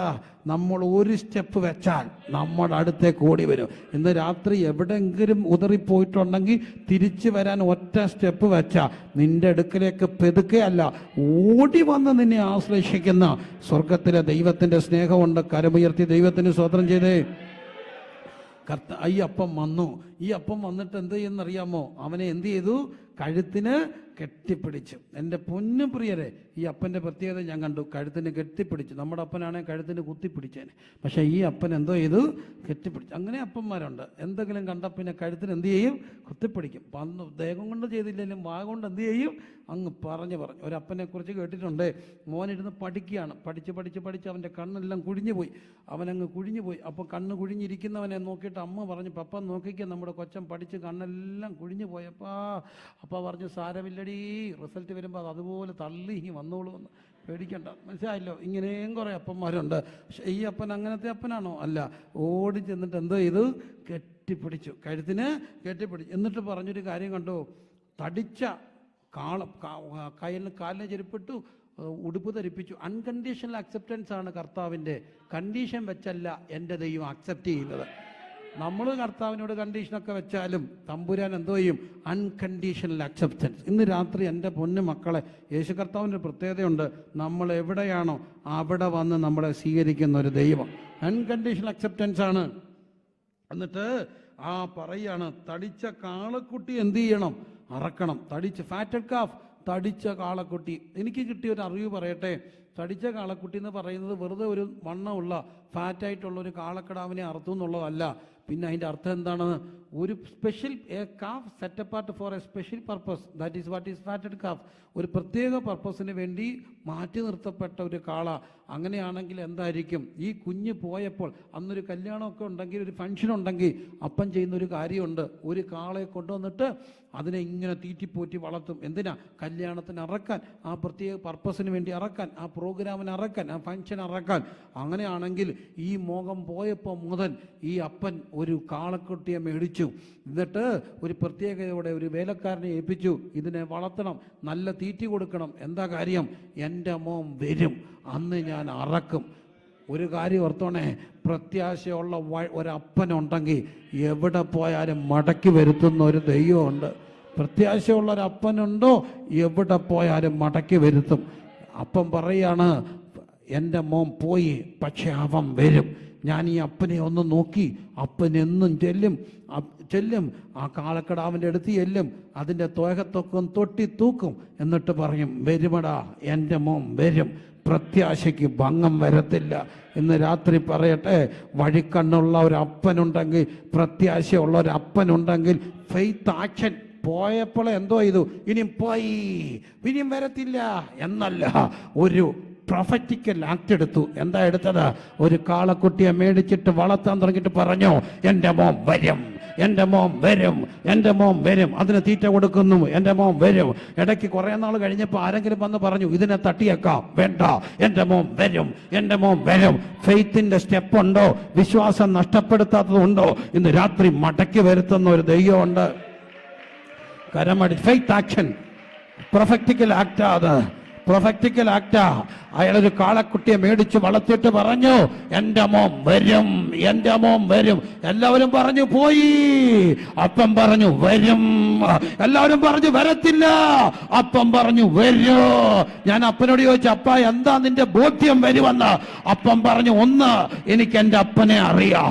രണ്ട്, എൻ്റെ വീട്ടിൽ കണ്ണീര് വീണിട്ടില്ല. എവിടെ പോയാലും വരുമെന്ന് എനിക്ക് ഉറപ്പുണ്ട്. ഇന്ന് രാത്രി പ്രത്യാശയുള്ള അപ്പന്മാരുണ്ടെങ്കിൽ, വഴിക്കണ്ണുള്ള അപ്പനുണ്ടെങ്കിൽ, വിളക്ക് കത്തിക്കുന്ന അമ്മയുണ്ടെങ്കിൽ, തേകുന്ന ഇടയനുണ്ടെങ്കിൽ, പോകാൻ നമുക്കൊന്നും തന്നിട്ടില്ലെന്നുള്ള ഉറപ്പ്. കരങ്ങളടിച്ച് എല്ലാവരും അല്പസമയം ഇന്ന് രാത്രി ദൈവത്തെ സ്തുതിച്ച് ആരാധിച്ച്, ആരും ഇതിനകത്ത് വെറുതെ ഇരിക്കരുത്. കാഴ്ചക്കാർ പ്രൊഫറ്റിക്കൽ ആക്ടായിട്ട് എടുക്കുകയാണ്. വിശ്വാസം പ്രഖ്യാപിക്കുകയാണ്. വിശ്വാസം പ്രവൃത്തിപഥത്തിലേക്ക് കൊണ്ടുവരികയാണ്. ഷഗാനഗദന ഹർക്കനെ റിഗാ ലഗദന റബന ഹംധനെ റുഗന ശബനെ ഹപ്തനെ. സ്തുതി ഉയരട്ടെ, സ്തോത്രം ഉയരട്ടെ, ആരാധന ഉയരട്ടെ.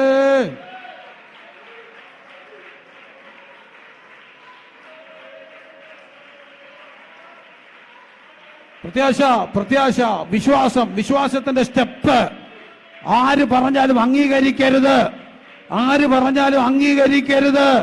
സ്തോത്രം, സ്തോത്രം, സ്തോത്രം, സ്തോത്രം. ഒറ്റ കാര്യം, വചനം പറഞ്ഞത് മാത്രം അംഗീകരിച്ചാൽ മതി. വചനമാണ് നമ്മുടെ ഉറപ്പ്. സ്തോത്രം, സ്തോത്രം, സ്തോത്രം. അപ്പൻ എന്ത് ചെയ്തു? തടിച്ച കാളക്കുട്ടിയെ വളർത്താൻ തുടങ്ങി. എല്ലാവരും വന്ന് അപ്പനെ ഡിസ്കറേജ് ചെയ്ത് കാണും. ഇനി ഒരുത്തനില്ലേ, അവനെ നോക്ക്. എന്തിനാ വെറുതെ പുളുംപിടി കളയുന്നത്? എന്തിനാ വെറുതെ പിന്നെ ഇതിന്റെ ചെലവൊക്കെ എടുക്കുന്നത്? എന്തിനാ കാശ് കളയുന്നത്? അവൻ പോയില്ലേ, ഇനിയും വരാൻ സാധ്യതയില്ല. അപ്പം പറഞ്ഞു വരും. എന്താ ബോധ്യം? എൻ്റെ ദൈവത്തോട് എനിക്കൊരു ബോധ്യമുണ്ട്. അവൻ വാക്ക് പറഞ്ഞാൽ മാറത്തില്ല, അവൻ വാക്ക് പറഞ്ഞാൽ മാറത്തില്ല. അവൻ എന്താ പറഞ്ഞത്? നീ ആപത്തിനായിട്ട് പ്രസവിച്ചതല്ല, വൃഥ അധ്വാനിക്കത്തല്ല, യഹോവയാൽ അനുഗ്രഹിക്കപ്പെട്ട സന്തതിയല്ലോ, അവൻ്റെ സന്തതി അവൻ്റെ കൂടെ ഇരിക്കും. അങ്ങനെ ദൈവവചനം പറഞ്ഞിട്ടുണ്ടെങ്കിൽ എൻ്റെ അപ്പം ഫോഷ്ക്ക് പറയത്തില്ല. ഇന്ന് രാത്രി അപ്രത്യാശയുള്ള എല്ലാ പ്രിയപ്പെട്ടവരും, ഈ മണ്ണിൽ വളരുന്ന എല്ലാം പോയി പോയി പോയെന്ന് പറയുമ്പോൾ ഇന്ന് രാത്രി പോകത്തില്ലെന്ന് പറഞ്ഞ് വിശ്വാസത്തിന്റെ സ്റ്റെപ്പ് എടുക്കാൻ തയ്യാറുള്ള അപ്പന്മാർ, അമ്മമാർ, വിളക്ക് കത്തിക്കുന്ന അമ്മ, വഴിക്കണ്ണുള്ളൊരപ്പൻ, പ്രത്യാശയുള്ളൊരപ്പൻ, സ്റ്റെപ്പ് എടുക്കുന്ന ഒരപ്പൻ, ഹൃദയമുള്ളൊരു ഇടയൻ, ഇവര് മൂന്നും ഉണ്ടെങ്കിൽ അതിന്റെ ഇടയ്ക്കൊന്ന് മോട്ടിച്ചുകൊണ്ട് പോകാൻ വാഴ്ചകൾക്കോ അധികാരങ്ങൾക്കോ ഉയരത്തിനോ ആഴത്തിനോ വന്നതിനോ വരുവാനുള്ളതിനോ ഫിലോസഫിക്കോ കൾച്ചറിനോ ഒന്നിനും കഴിയത്തില്ലെന്ന് രാത്രി വിശ്വസിച്ച് പറയാൻ എത്ര പേർ തയ്യാറുണ്ട്?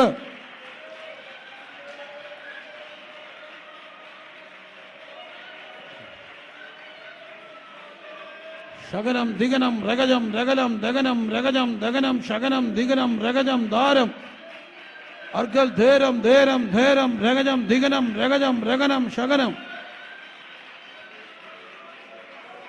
ഉടക രഗ ദിന രഗ ലഗദന അർക്കന ശകനെ. എല്ലാവരും ഇന്ന് രാത്രി അതിരങ്ങൾ തുറന്ന് പ്രാർത്ഥിച്ച്, അതിരങ്ങൾ തുറന്ന് സ്തുതി ഉയരട്ടെ. വെളിപ്പാടുകൾ, വെളിപ്പാടുകൾ വഴി എവിടെയോ മങ്ങിക്കിടക്കുന്ന സകല വിളക്കുകൾ ഇന്ന് രാത്രി കത്തിക്കട്ടെ. ഉണ്ടായിരുന്ന ഉപവാസം തടകുടഞ്ഞ് എഴുന്നേക്കട്ടെ.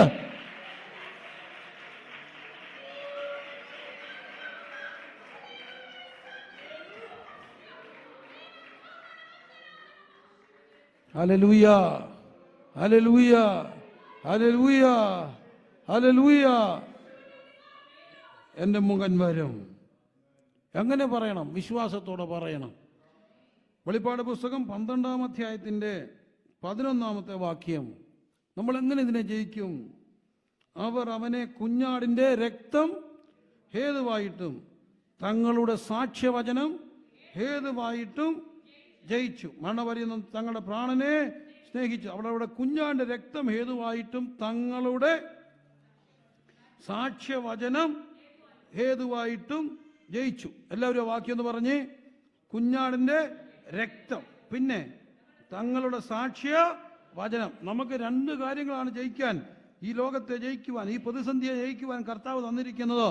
ഒന്ന്, കുഞ്ഞാടിൻ്റെ എന്താണ്? രക്തമാണ്. അതുകൊണ്ട് പ്രിയരെ, എല്ലാ ദിവസവും കഴിവിടത്തോളം യേശുവിൻ്റെ രക്തം പറഞ്ഞു പ്രാർത്ഥിക്കണം. മക്കളെ വിളിച്ച് യേശുവിൻ്റെ രക്തം പറഞ്ഞ് പ്രാർത്ഥിക്കണം.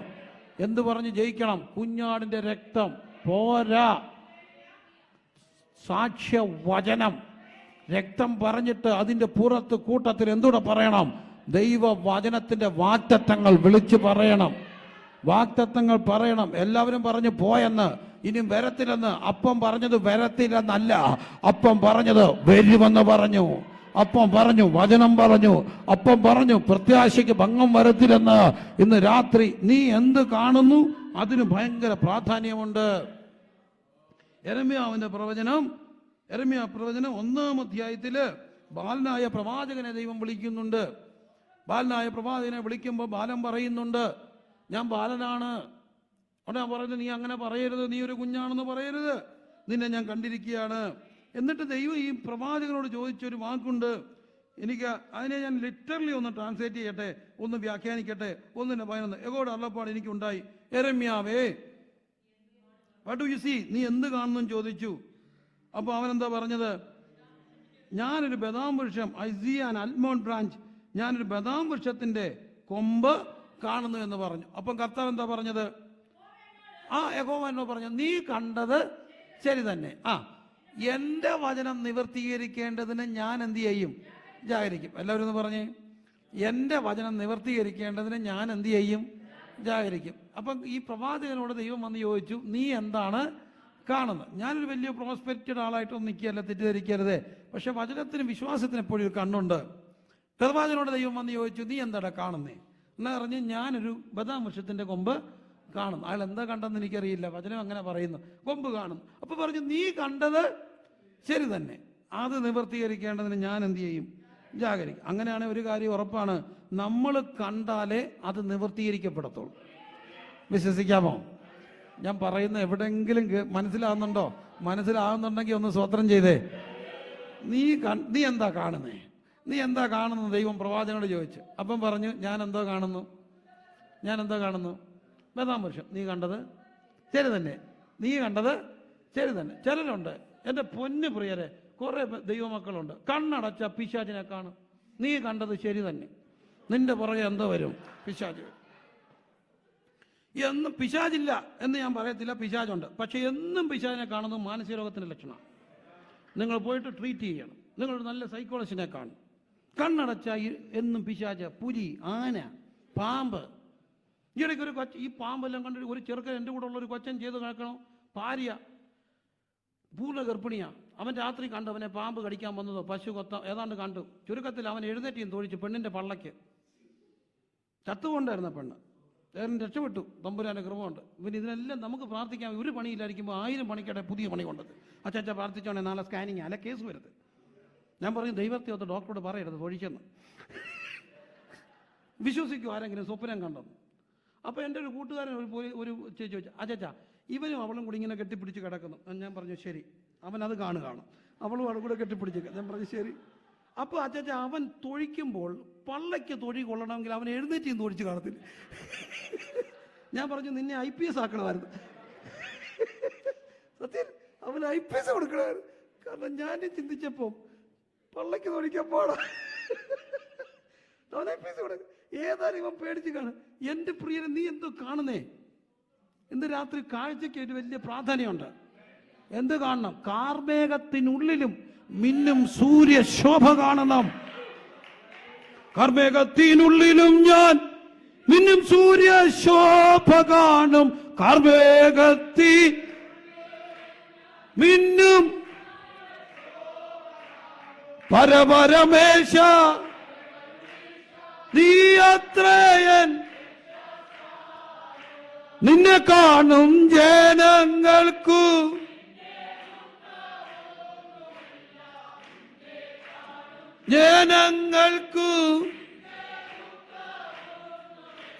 പരപരമേശ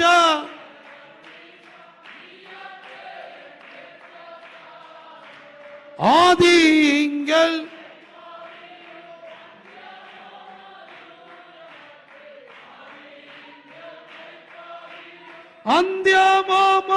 അന്ത്യമധുരമത്രേ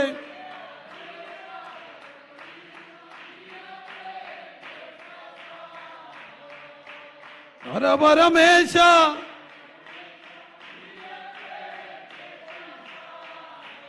ഓ കാർമേഘത്തി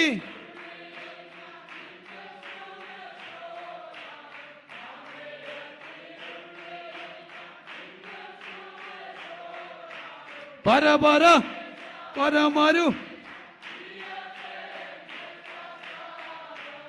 ആമേൻ. പരപരമേശ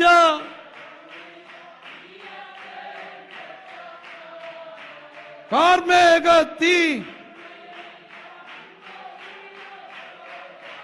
കാർമേ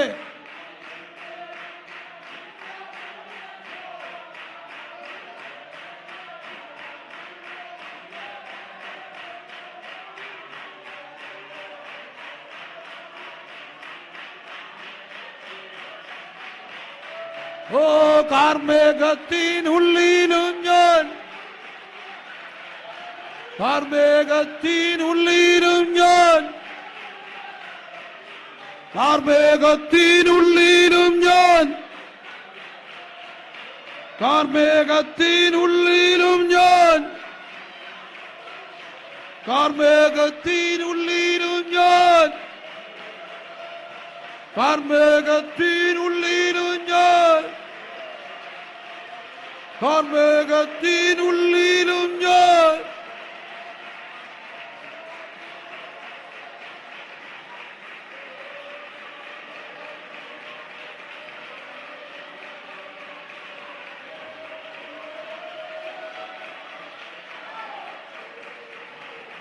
ഉദഗന റിഗനക രഗലക ദിഗനക ശംധല രംധല പൗഡവരച്ച സൈദര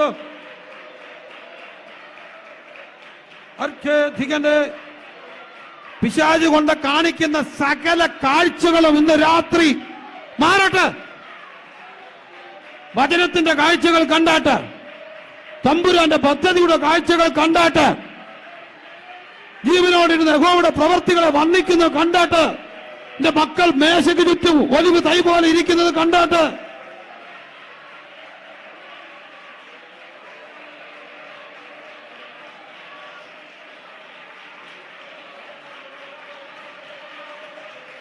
കാർമേഘത്തിനുള്ളിലും ഞാൻ ശോഭ കാണും, കാർമേഘത്തിനുള്ളിലും ഞാൻ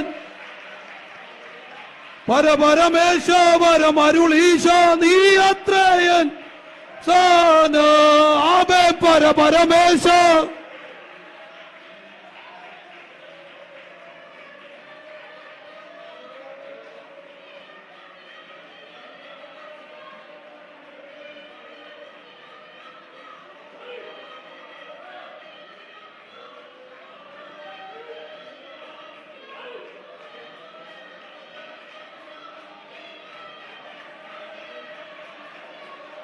നിന്നെ കാണും ജനങ്ങൾക്കു പിന്നെ ദുഃഖമൊന്നുമില്ല, നിന്നെ കാണും പരപരമേശ.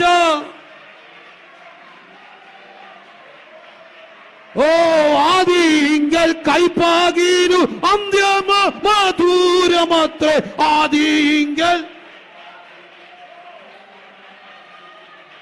പരപരമേശ.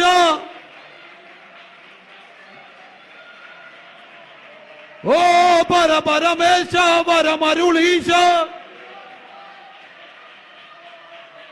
ഓ നിന്നോടൊന്നിച്ചുള്ള വാസം,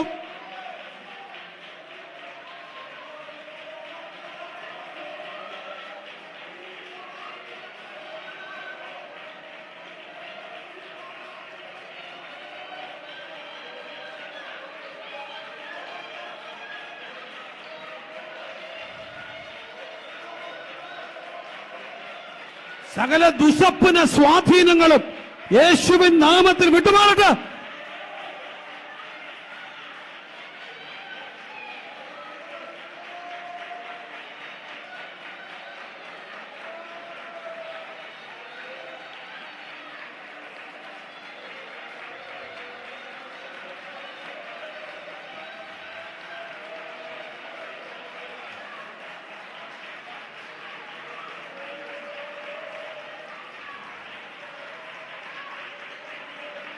എല്ലാ കാഴ്ചകളുടെ വൈകല്യങ്ങളും മാറട്ടെ.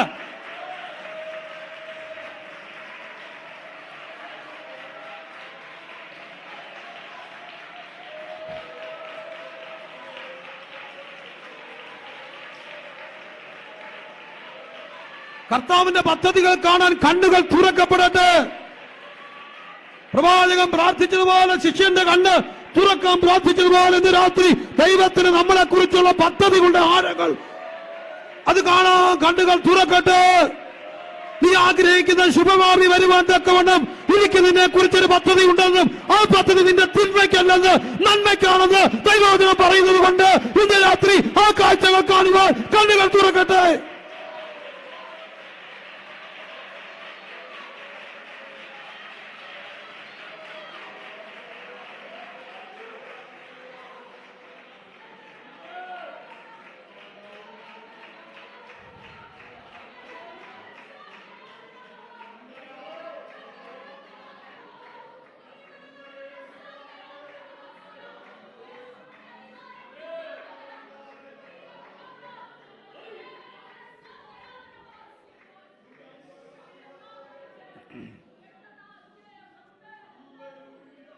യഹോവ എന്നോട് ചോദിച്ചു, നീ എന്താണ് കാണും? അപ്പൊ പറഞ്ഞു, ഞാൻ എന്ത് കാണുന്നു?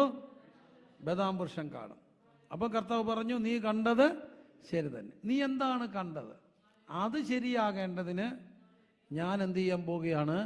ജാഗരിക്കാൻ പോവുകയാണ്. നീ കണ്ടതിന് വേണ്ടി ഞാൻ ജാഗരിക്കും. അപ്പൊ നമ്മുടെ കാഴ്ചക്ക് പ്രാധാന്യം ഇല്ലേ? ഉണ്ടോ? ഉണ്ട് അല്ലേ? ഉണ്ടല്ലോ. അങ്ങനെ വിശ്വസിക്കുന്ന ദൈവത്തിന് സ്തോത്രം ചെയ്തേ. ചെല്ലെന്താ കാണുന്നറിയാം? ചെല്ല് കണ്ണടച്ച കാണും ശവം കിടക്കുന്ന കാണും, ഞാൻ ചത്ത് കിടക്കുന്ന കാണും. എൻ്റെ അപ്പയുടെ അടുക്ക ഒരിക്കലും ഒരാൾ വന്ന് പറഞ്ഞു, കുറച്ച് ഒത്തിരി നോക്കുമ്പോൾ മനുഷ്യൻ ജനിച്ചാൽ മരിക്കുമല്ലോ, പഠിക്കൊന്നും വേണ്ട, ജനിച്ചാൽ എന്ത് ചെയ്യും? മരിക്കും. മരിച്ചവരെ ഉയർപ്പിക്കാൻ വേണ്ടി ഒത്തിരി പ്രാർത്ഥിക്കല്ലേ. കാരണം നിങ്ങളുടെ അച്ഛൻ മരിച്ചു പോയെന്ന് വെച്ചോ, ഇപ്പോൾ ഉയർത്തി വരുന്ന പഴയ അരിശക്കാരൻ തന്നെ ആയിരിക്കും ഉയർത്തി വരുന്നേറ്റ്. പുനരുദ്ധാന ശരീരമൊന്നും വരത്തില്ല. വരുമോ? അത് നമുക്ക് ചിലപ്പം പണിയും കിട്ടും. അതുകൊണ്ട് ജനിച്ചാൽ എന്ത് ചെയ്യും? മരിക്കും. പക്ഷേ സമയത്തിന് മുമ്പ് എന്ത് ചെയ്യരുത്? മരിക്കരുത്. എൻ്റെ അപ്പഴടുക്ക് ഒരാളിങ്ങനെ വന്ന് പറഞ്ഞ്, കുഞ്ഞാ അച്ഛൻ ചത്ത് കിടക്കുന്നത് ഞാൻ കാണുന്നു. കാണുന്നു. നമ്മൾ കുറേ പോയിച്ച്, അപ്പം എന്താ കണ്ടേ? ചത്ത് കിടക്കുന്നത് കാണും. ഞാൻ കാണുന്നു, നീ ചത്ത് കിടക്കുന്നത് കാണുന്നു. 2 ആഴ്ചയ്ക്ക് അയാൾ പെട്ടിക്കത്ത്. എന്താ സംഭവം? എല്ലാവരും കൂടെ അമ്മയെല്ലാം കൂടി, മനുഷ്യൻ നിങ്ങളെന്തോ കാണിച്ച്, ഇടി അയാൾ പറഞ്ഞ് ഏറ്റെടുത്താൽ ഞാൻ പോവും, നിനക്ക് കാണണോ? ഞാൻ കാണുന്നത് ഇതെല്ലാം പണത് മക്കളെയൊക്കെ കണ്ട് കുറെ കഴിഞ്ഞിട്ടേ ഞാൻ പോകുന്നുള്ളൂ. എന്നോട് കർത്താവ് കുറെ കാര്യം പറഞ്ഞിട്ടുണ്ട്. അതൊക്കെ ഞാൻ കാണണ്ടേ? ഇയാളെ വന്ന് കണ്ടോടെ അത് കണ്ടാൽ ഞാൻ എന്ത് ചെയ്യും? പോകും. അതുകൊണ്ട് ഈ കാണുന്നതെല്ലാം കയറി ഏക്കരുത്. മനസ്സിലാകുന്നുണ്ടല്ലോ? ഈ കാണുന്നതെല്ലാം കയറി ഏക്കരുത്. സ്തോത്രം ചെയ്ത് നീ എന്ത് കാണണം? കർത്താവിന് വചനത്തിൽ പറയുന്ന എല്ലാം കാണണം. നീ മരിക്കുകയില്ല, ജീവനോടിരുന്ന് യഹോവയുടെ പ്രവൃത്തികളെ വർണ്ണിക്കും. വിശ്വസിക്കാവോ? ജീവനുള്ള ദേശത്തെ യഹോവയുടെ നന്മകളെ കാണും. മക്കളെയും മക്കളെയും കാണും. ഇസ്രായേൽ മേൽ സമാധാനം ഉണ്ടാകും. വിശ്വസിക്കുക. കരമട്ടിച്ച് ദൈവത്തെ സ്തുതിച്ചേ. കാണണം.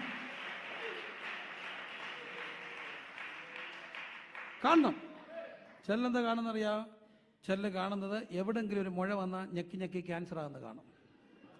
പിന്നെ അവരങ്ങ് കാണും, അവരുടെ മുടിയെല്ലാം പോയിരിക്കുന്നത് കാണും. പിന്നെ അവർ മരിച്ചു കിടക്കുന്ന കാണും. അത് കണ്ടത് ശരി തന്നെ. ശരിയാണോ? വേണോ? വേണ്ട. കണ്ടത് ചെല്ലുണ്ട്. ഞങ്ങളുടെ അച്ഛൻ 55 പോയി, എനിക്ക് 53 അധികം നാൾ കാണത്തില്ലടി. നീ നടക്കണോ? വേണോ? വേണ്ട. പിന്നെ എന്ത് കാണണം? കർത്താവിൻ്റെ വചനത്തിൽ പറയുന്ന മുഴുവൻ കാണും. വിശ്വസിക്കും മക്കളെ, വിശ്വസിക്കുക. ദൈവം പറഞ്ഞതെല്ലാം നടക്കും. യേശുവിൻ്റെ രക്തം, അതുപോലെ യേശുവിൻ്റെ വചനം പറഞ്ഞ് ജയിക്കണം. ഈ വചനത്തിൽ പറയുന്ന എല്ലാം വിശ്വസിച്ച് പറയണം. എത്ര പേര് അതിന് തയ്യാറുണ്ട്? പറയണം. അവർ യേശുവിൻ്റെ കുഞ്ഞാൻ്റെ രക്തം ഹേതുവായും തങ്ങളുടെ സാക്ഷ്യത്തിൻ്റെ വചനം ഹേതുവായും ജയിച്ചെങ്കിൽ ഇന്ന് രാത്രി യേശുവിൻ്റെ രക്തം നമുക്കുണ്ട്. അത് നമ്മുടെ പാപത്തെ തകർത്ത് ശുദ്ധീകരിക്കുന്നതാണ്, ശാപത്തെ മാറ്റുന്നതാണ്. ഒപ്പം കർത്താവിൻ്റെ വചനം നമുക്ക് വേണ്ടി തന്നിട്ടുണ്ട്.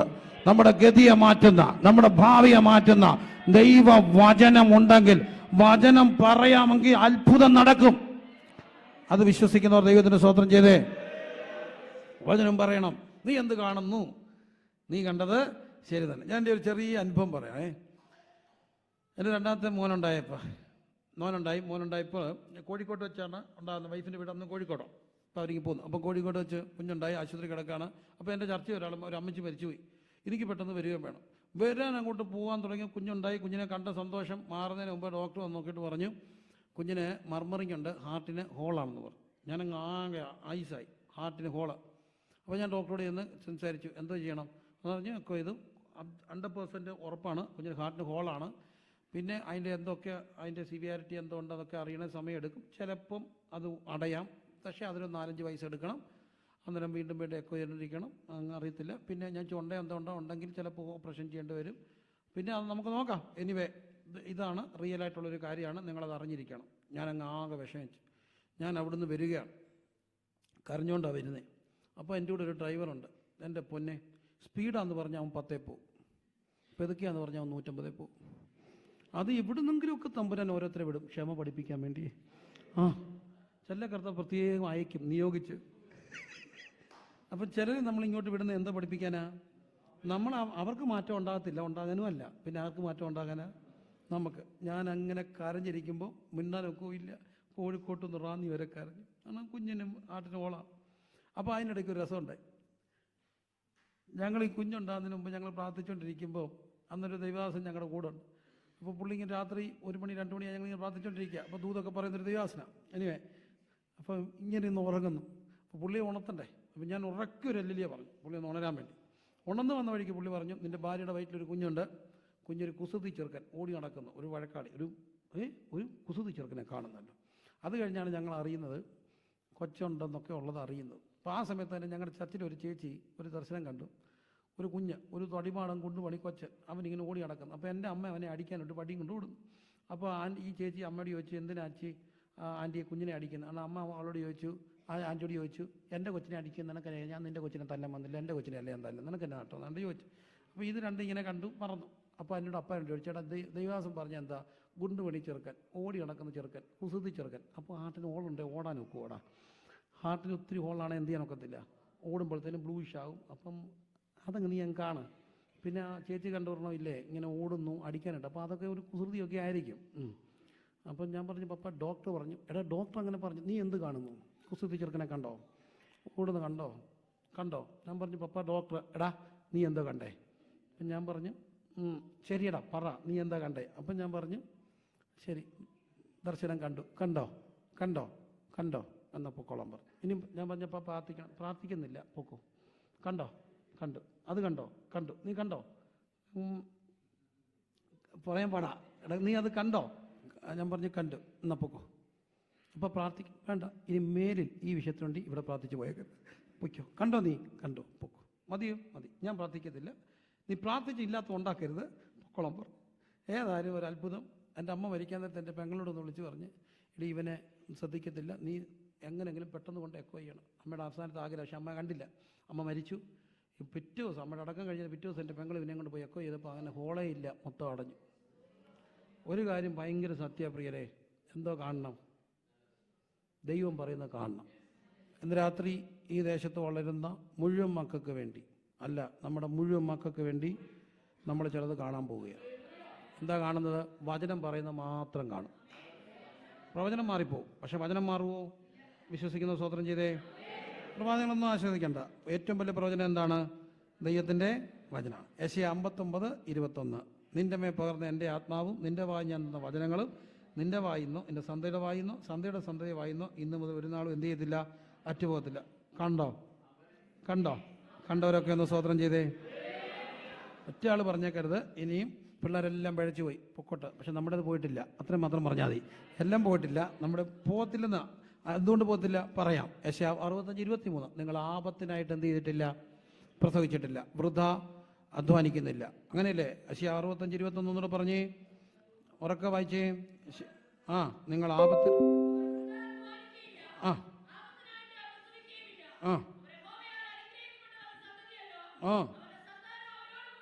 എൻ്റെ ദൈവമേ, അവരുടെ സന്താനം അവരുടെ കൂടെ ഇരിക്കും. ഇതെങ്ങനെ ഞാൻ ഈ വചനം ഓർത്തെന്നറിയാമോ?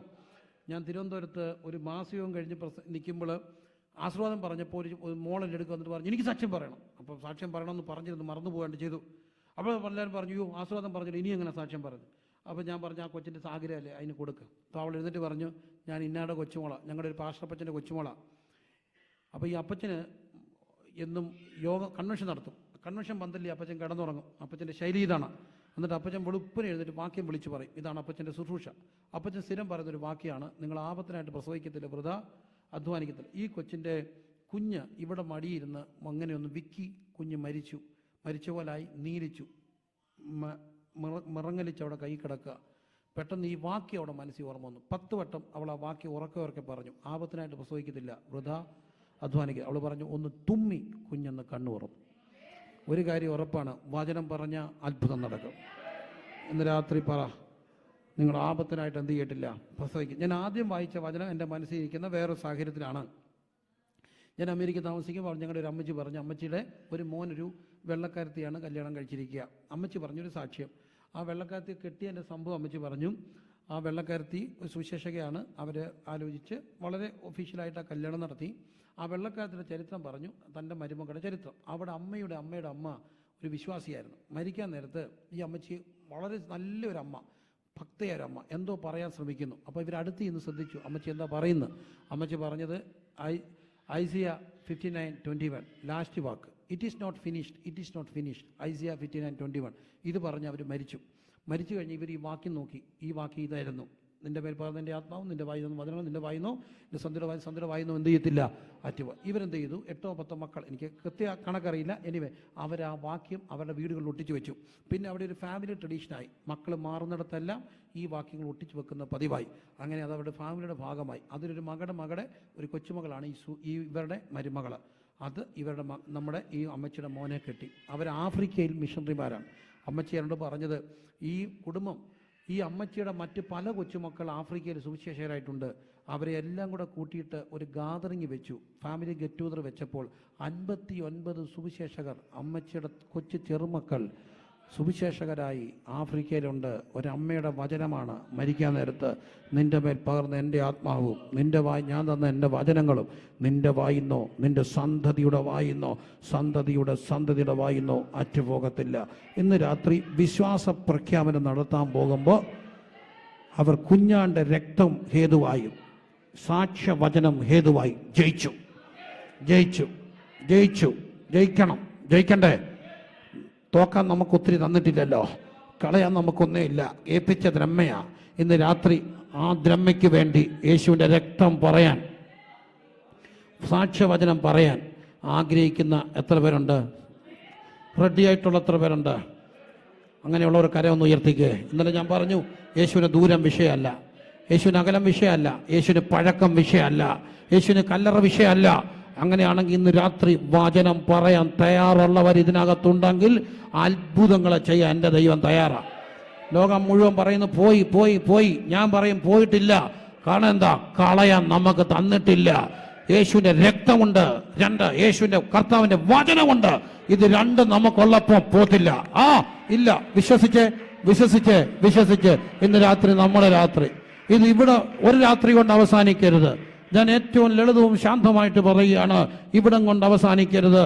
ഇത് നിങ്ങളുടെ നിത്യചര്യയായിട്ട് മാറിയാൽ നമുക്ക് ശേഷം ഒരു തലമുറ കർത്താവിന് വേണ്ടി നിൽക്കും. അങ്ങനെ ആഗ്രഹിക്കുന്ന എത്ര പേരിനകത്തുണ്ട്? വിശ്വാസ പ്രഖ്യാപനത്തിന് വേണ്ടി തയ്യാറായിട്ടുള്ള എല്ലാ മക്കളും, എല്ലാ അമ്മമാരും, എല്ലാ അപ്പന്മാരും, കുടുംബമായിട്ട് വന്നവരൊന്ന് എഴുന്നേക്കാമോ? കുടുംബമായിട്ട് വന്നിട്ടുള്ള എത്ര പേരുണ്ട്? അവരെല്ലാം ഒന്ന് എഴുന്നേറ്റേ. കുടുംബമായിട്ട് വന്നവരെല്ലാം ഒന്ന് എഴുന്നേറ്റേ. നമ്മളുടെ ദിവസമല്ല, നമ്മൾ കുറച്ച് പേരല്ലേ ഉള്ളൂ. കുടുംബമായിട്ട് വന്നവരെല്ലാം എഴുന്നേറ്റേ.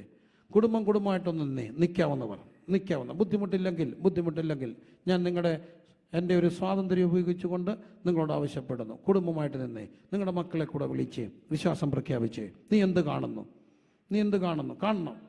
കാണണം. എന്ത് കാണണം? ഇവർ കർത്താവിന് വേണ്ടി ഈ രാജ്യത്ത് നിൽക്കും. അവരാരും വഴിപഴച്ച് പോത്തില്ല, അവരാരും തോന്നിയാസം പോത്തില്ല, അവരാരും നാളെ സഭയെ കാണാതെ പോത്തില്ല, അവരാരും കഞ്ചാവ് മയക്കുമരുന്നിന് അടിമയാകത്തില്ല. ഇന്ന് രാത്രി ഉറപ്പ അന്തരീക്ഷം കളയാതെ സന്തോഷത്തോടെ ശുശ്രൂഷ ചെയ്യാൻ പോവാ. നമ്മൾ ജയിക്കാൻ പോവാ, തോക്കാനല്ല, ജയിക്കാൻ പോവാ. ജയിക്കാൻ പോവാ.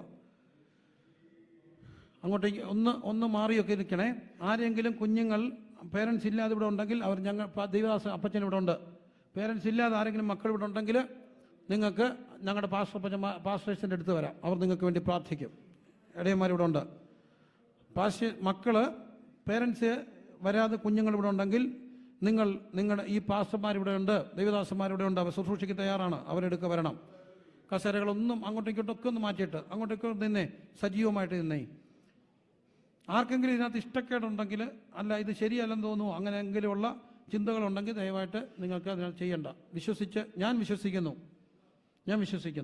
എനിക്ക് ഭയങ്കര വിശ്വാസം മക്കളെ. കാരണം എൻ്റെ അനുഭവം കൊണ്ട് പറയാം, എനിക്ക് ഭയങ്കര ദൈവവചനത്തിൽ ഭയങ്കര വിശ്വാസമാണ്. കാരണം ഞാൻ വചനം പറഞ്ഞ് പ്രാർത്ഥിച്ചതെല്ലാം നടന്നിട്ടുണ്ട്. എനിക്ക് വചനത്തിൽ ഭയങ്കര വിശ്വാസമാണ്. കാരണം എൻ്റെ കർത്താവ് കള്ളം പറയത്തില്ല. ആകാശം ഭൂമി മാറിപ്പോയാലും എൻ്റെ കർത്താവിൻ്റെ വചനം മാറത്തില്ല. നിന്നെ എല്ലാവരും നിന്നോ? റെഡിയാണോ മക്കളെ? നിങ്ങളുടെ കുടുംബങ്ങൾ നിന്നേ, കരങ്ങളെ കോർത്ത് പിടിച്ചേ. കുടുംബങ്ങൾ മാത്രം, അതാത് കുടുംബങ്ങൾ കരങ്ങളെ കോർത്ത് പിടിച്ചേ. പേരൻസ് മക്കളെ ഇവിടെ പേരൻസ് ഇല്ലാതെ ഏതെങ്കിലും മക്കളുണ്ടെങ്കിൽ അവർ ദൈവദാസന്മാർ എടുക്കുവരും. അവർ നിങ്ങൾക്ക് വേണ്ടി ശക്തമായിട്ട് പ്രാർത്ഥിക്കും. നിങ്ങൾക്ക് വേണ്ടി അവർ പ്രഖ്യാപിച്ച് പ്രാർത്ഥിക്കും. ഷിഖാന റബല ഹംതുനി റിബന ഹദന റബനെ ഹംധനെ. ഒരു ഭയങ്കര ശുശ്രൂഷ ഇന്ന് രാത്രി നടക്കുക. നീ എന്ത് കാണുന്നു? എല്ലാ പേരൻസിനും മക്കളെ ഇവര് പ്രഖ്യാപിക്കും. നിങ്ങൾ എന്തോ കണ്ടാലും നിങ്ങളെങ്ങും പോത്തില്ല. എന്താ കാര്യം? നിങ്ങൾ പോയാലും മടക്കി വരുത്തും. കാണാൻ അപ്പനുണ്ടോ? പറയാൻ അപ്പനുണ്ടോ? എവിടെ പോയാലും മടക്കി വരുത്തുന്ന എൻ്റെ തമ്പുരാൻ്റെ ഇഷ്ടമാണ്. യേശുവിൻ്റെ നാമത്തിൽ റെഡിയാണോ? Are you ready? പറയാൻ പോവാ.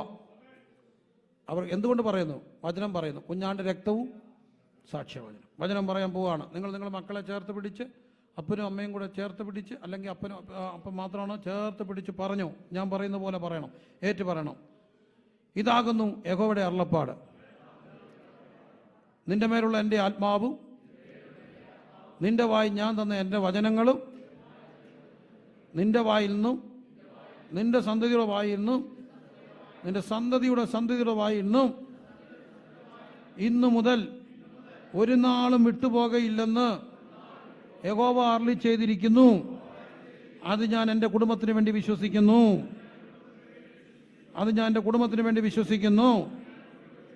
യെശയ്യാ 65 ആ വാക്യം പറഞ്ഞ് 65-23 പറയാൻ പോവുകയാണ്.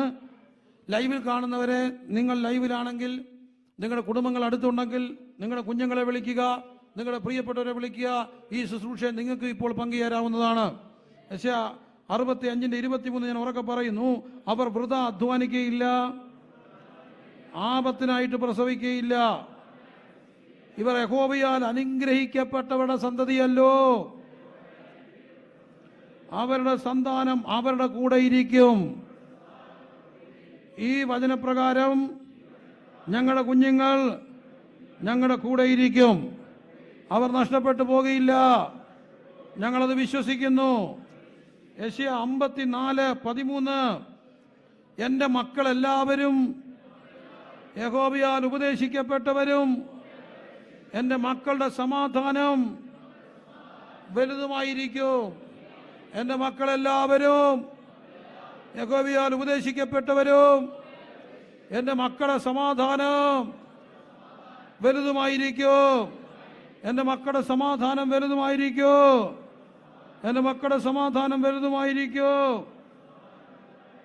സങ്കീർത്തനം 127 വീരന്റെ കയ്യിലെ അസ്ത്രങ്ങൾ എങ്ങനെയോ അങ്ങനെയാകുന്നു യൗവനത്തിലെ മക്കൾ. അവയെ കൊണ്ട് തന്റെ ആവനാഴിക നിറച്ചിരിക്കുന്ന പുരുഷൻ ഭാഗ്യവാൻ. വചനം പറയുന്നു, നഗരവാതുക്കൽ വച്ച് ശത്രുക്കളോട് സംസാരിക്കുമ്പോ അങ്ങനെയുള്ളവർ ലജ്ജിച്ചു പോകയില്ല. ഞങ്ങളുടെ മക്കൾ നിമിത്തം ലജ്ജിക്കുവാൻ ഒരു കാലത്തും കർത്താവ് ഞങ്ങൾക്ക് ഇടയാക്കത്തില്ല. സങ്കീർത്തനം 127 നിന്റെ മക്കൾ നിന്റെ മേശയ്ക്ക് ചുറ്റും ഒലിവ് തൈ പോലെ ഇരിക്കോ. നിന്റെ മക്കൾ നിന്റെ മേശയ്ക്ക് ചുറ്റും ഒലിവ് തൈ പോലെ ഇരിക്കോ. ഞങ്ങളത് വിശ്വസിക്കുന്നു. കർത്താവേ, ഞങ്ങളുടെ വരവിന് താമസമെങ്കിൽ ഇവരെ മാത്രമല്ല, ഇവരുടെ കുടുംബജീവിതം കണ്ട് ഇവരുടെ മക്കളെ കൂടെ ഞങ്ങൾ കാണും. സങ്കീർത്തനം 128 മക്കളെ നിങ്ങൾ കാണും. യേശുവിൻ നാമത്തിൽ അത് സംഭവിക്കട്ടെ. നിന്റെ പുത്രന്മാർ ബാല്യത്തിൽ തഴച്ചു വരുന്ന തൈ പോലെ, നിന്റെ പുത്രിമാർ അരമനയുടെ മാതിരിയായി കൊത്തിയെടുത്ത മൂലത്തുള്ള പോലെ യേശുവിന്റെ നാമത്തിൽ ആ വചനം ഈ കുഞ്ഞുങ്ങളിൽ നിവർത്തിയാകട്ടെ. ഇവരെ തട്ടിക്കൊണ്ടുപോകാൻ തൊട്ടനെ അനുവദിക്കത്തില്ല. കുഞ്ഞാടിന്റെ രക്തം ഞങ്ങൾ ഈ മക്കളെ മേൽ തളിക്കുന്നു. കുഞ്ഞാടിന്റെ രക്തം ഞങ്ങൾ തളിക്കുന്നു. യേശുവിന്റെ വചനം പറഞ്ഞ് ഞങ്ങളെ ഇവരെ മുദ്രയിടുന്നു. ആകാശവും ഭൂമിയും മാറിപ്പോയാലും മാറിപ്പോകാത്ത കർത്താവിന്റെ വചനം കൊണ്ട് ഇന്ന് രാത്രി ഞങ്ങൾ ഞങ്ങളുടെ മക്കളെ മുദ്രയിട്ട് പ്രാർത്ഥിക്കുന്നു.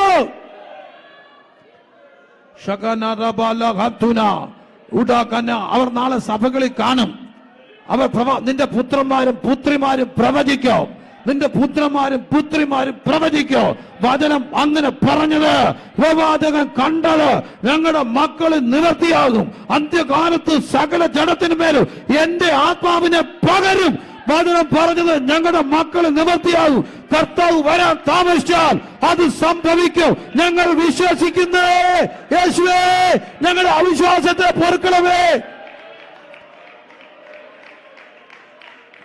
രാത്രി ഞങ്ങളുടെ മക്കൾക്ക് വേണ്ടി ഞങ്ങൾ വിശ്വസിച്ച് പറയുന്നു, ദൈവത്തെ ഇത് എന്തുകൊണ്ട് നിർത്തരുത്.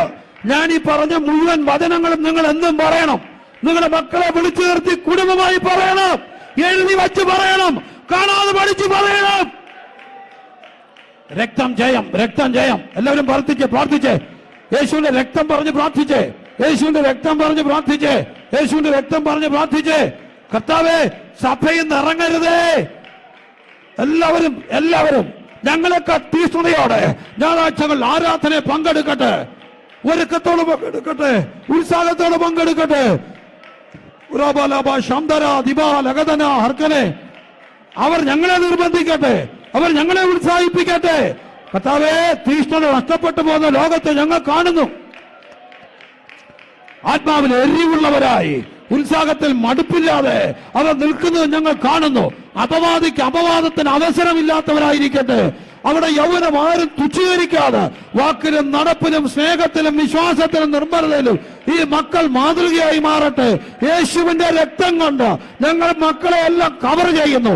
തമ്പുരാന് ദൂരം പ്രശ്നമല്ലാത്തത് കൊണ്ട് ഇപ്പോൾ ഇവിടെ ഇല്ലാത്ത എല്ലാ മക്കളെയും ഞങ്ങൾ ദൂരത്തിരിക്കുന്ന മക്കളെ യേശുവിൻ നാമത്തിൽ സ്പർശിച്ച് പ്രാർത്ഥിക്കുമ്പോൾ അവരിലേക്കും ഈ വചനത്തിന്റെ ശക്തി ഇപ്പോൾ വ്യാപരിക്കട്ടെ.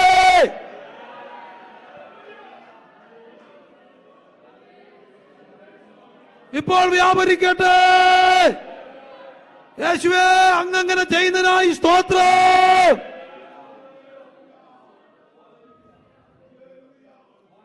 ആരും അടയ്ക്കാതെ വണ്ണം തുറക്കുന്നവനെ, ആരും തുറക്കാതെ വണ്ണം അടയ്ക്കുന്നവനെ ഇവർ ആഗ്രഹിക്കുന്ന ശുഭഭാവി വരുവാൻ തക്കവണ്ണം അങ്ങക്ക് ഇവരെ കുറിച്ച് ഒരു പദ്ധതി ഉണ്ടെന്നും ആ പദ്ധതി അവിടെ തിന്മയ്ക്കല്ല നന്മയ്ക്കാണെന്നും ഞങ്ങൾ അറിഞ്ഞത് കൊണ്ട് ഇവരുടെ മുമ്പിൽ ഭാവി തുറക്കട്ടെ. ആർക്കും അടയ്ക്കാൻ ദാവീദിന്റെ താക്കോൽ കയ്യിലുള്ളവനെ, ആരും അടയ്ക്കാതെ വണ്ണം തുറക്കുന്നവനെ, ആരും തുറക്കാതെ വണ്ണം അടയ്ക്കുന്നവനെ വിദ്യാഭ്യാസ ഭാവി തുറക്കട്ടെ. ആത്മാവിന്റെ ആ കലവറകൾ ഇവിടെ മേൽ തുറക്കട്ടെ. അവിടുത്തെ ഭണ്ഡാരമായ ആകാശം ഇവർക്കായി തുറക്കട്ടെ. ഇവർ ലാസ്റ്റ് അല്ല ഫസ്റ്റ് ആകട്ടെ, പിൻവരല്ല മുൻവരാകട്ടെ, വാലല്ല തലയാകട്ടെ, താഴ്ചയല്ല ഉയർച്ച പ്രാപിക്കട്ടെ, നിന്ന മാത്രമല്ല മാനപാത്രമാകട്ടെ. ഇവർ വ്യസനപാത്രങ്ങളല്ല മാനപാത്രങ്ങളായി മാറട്ടെ. അങ്ങനെ ചെയ്യുന്നതിനായി സ്തോത്ര. ഇവർ ക്രിസ്തുവിൽ പ്രസിദ്ധരായി മാറട്ടെ, ലോകത്തിൽ ഉന്നതരായി മാറട്ടെ, ക്രിസ്തുവിൽ പ്രസിദ്ധരായി മാറട്ടെ. കർത്താവേ, ക്രിസ്തുവിൽ പ്രസിദ്ധനായ രൂഫോസ് ഈ വചനം പറഞ്ഞ് ഞങ്ങളുടെ മക്കൾക്ക് വേണ്ടി ഞങ്ങൾ പ്രാർത്ഥിക്കുന്നു. യേശുവിൻ നാമത്തിൽ ഇവർ ക്രിസ്തുവിൽ പ്രസിദ്ധരാകട്ടെ, ഇവർ ലോകത്തിൽ ഉന്നതരാകട്ടെ, ക്രിസ്തുവിൽ പ്രസിദ്ധരാകട്ടെ. ഞങ്ങളെക്കാൾ അപ്പുറത്ത് ഇവർ ഉപയോഗിക്കപ്പെടട്ടെ. യേശുവിന്റെ നാമത്തിൽ ഇവർ അനുഗ്രഹിക്കപ്പെട്ടവരാകട്ടെ. കർത്താവിന്റെ നാമത്തിൽ ഇവർ അറിയപ്പെടട്ടെ. അങ്ങനെ തന്നെ കർത്താവ് ചെയ്യുന്നതിനായി സ്തോത്ര. യേശുവിൻ നാമത്തിൽ തന്നെ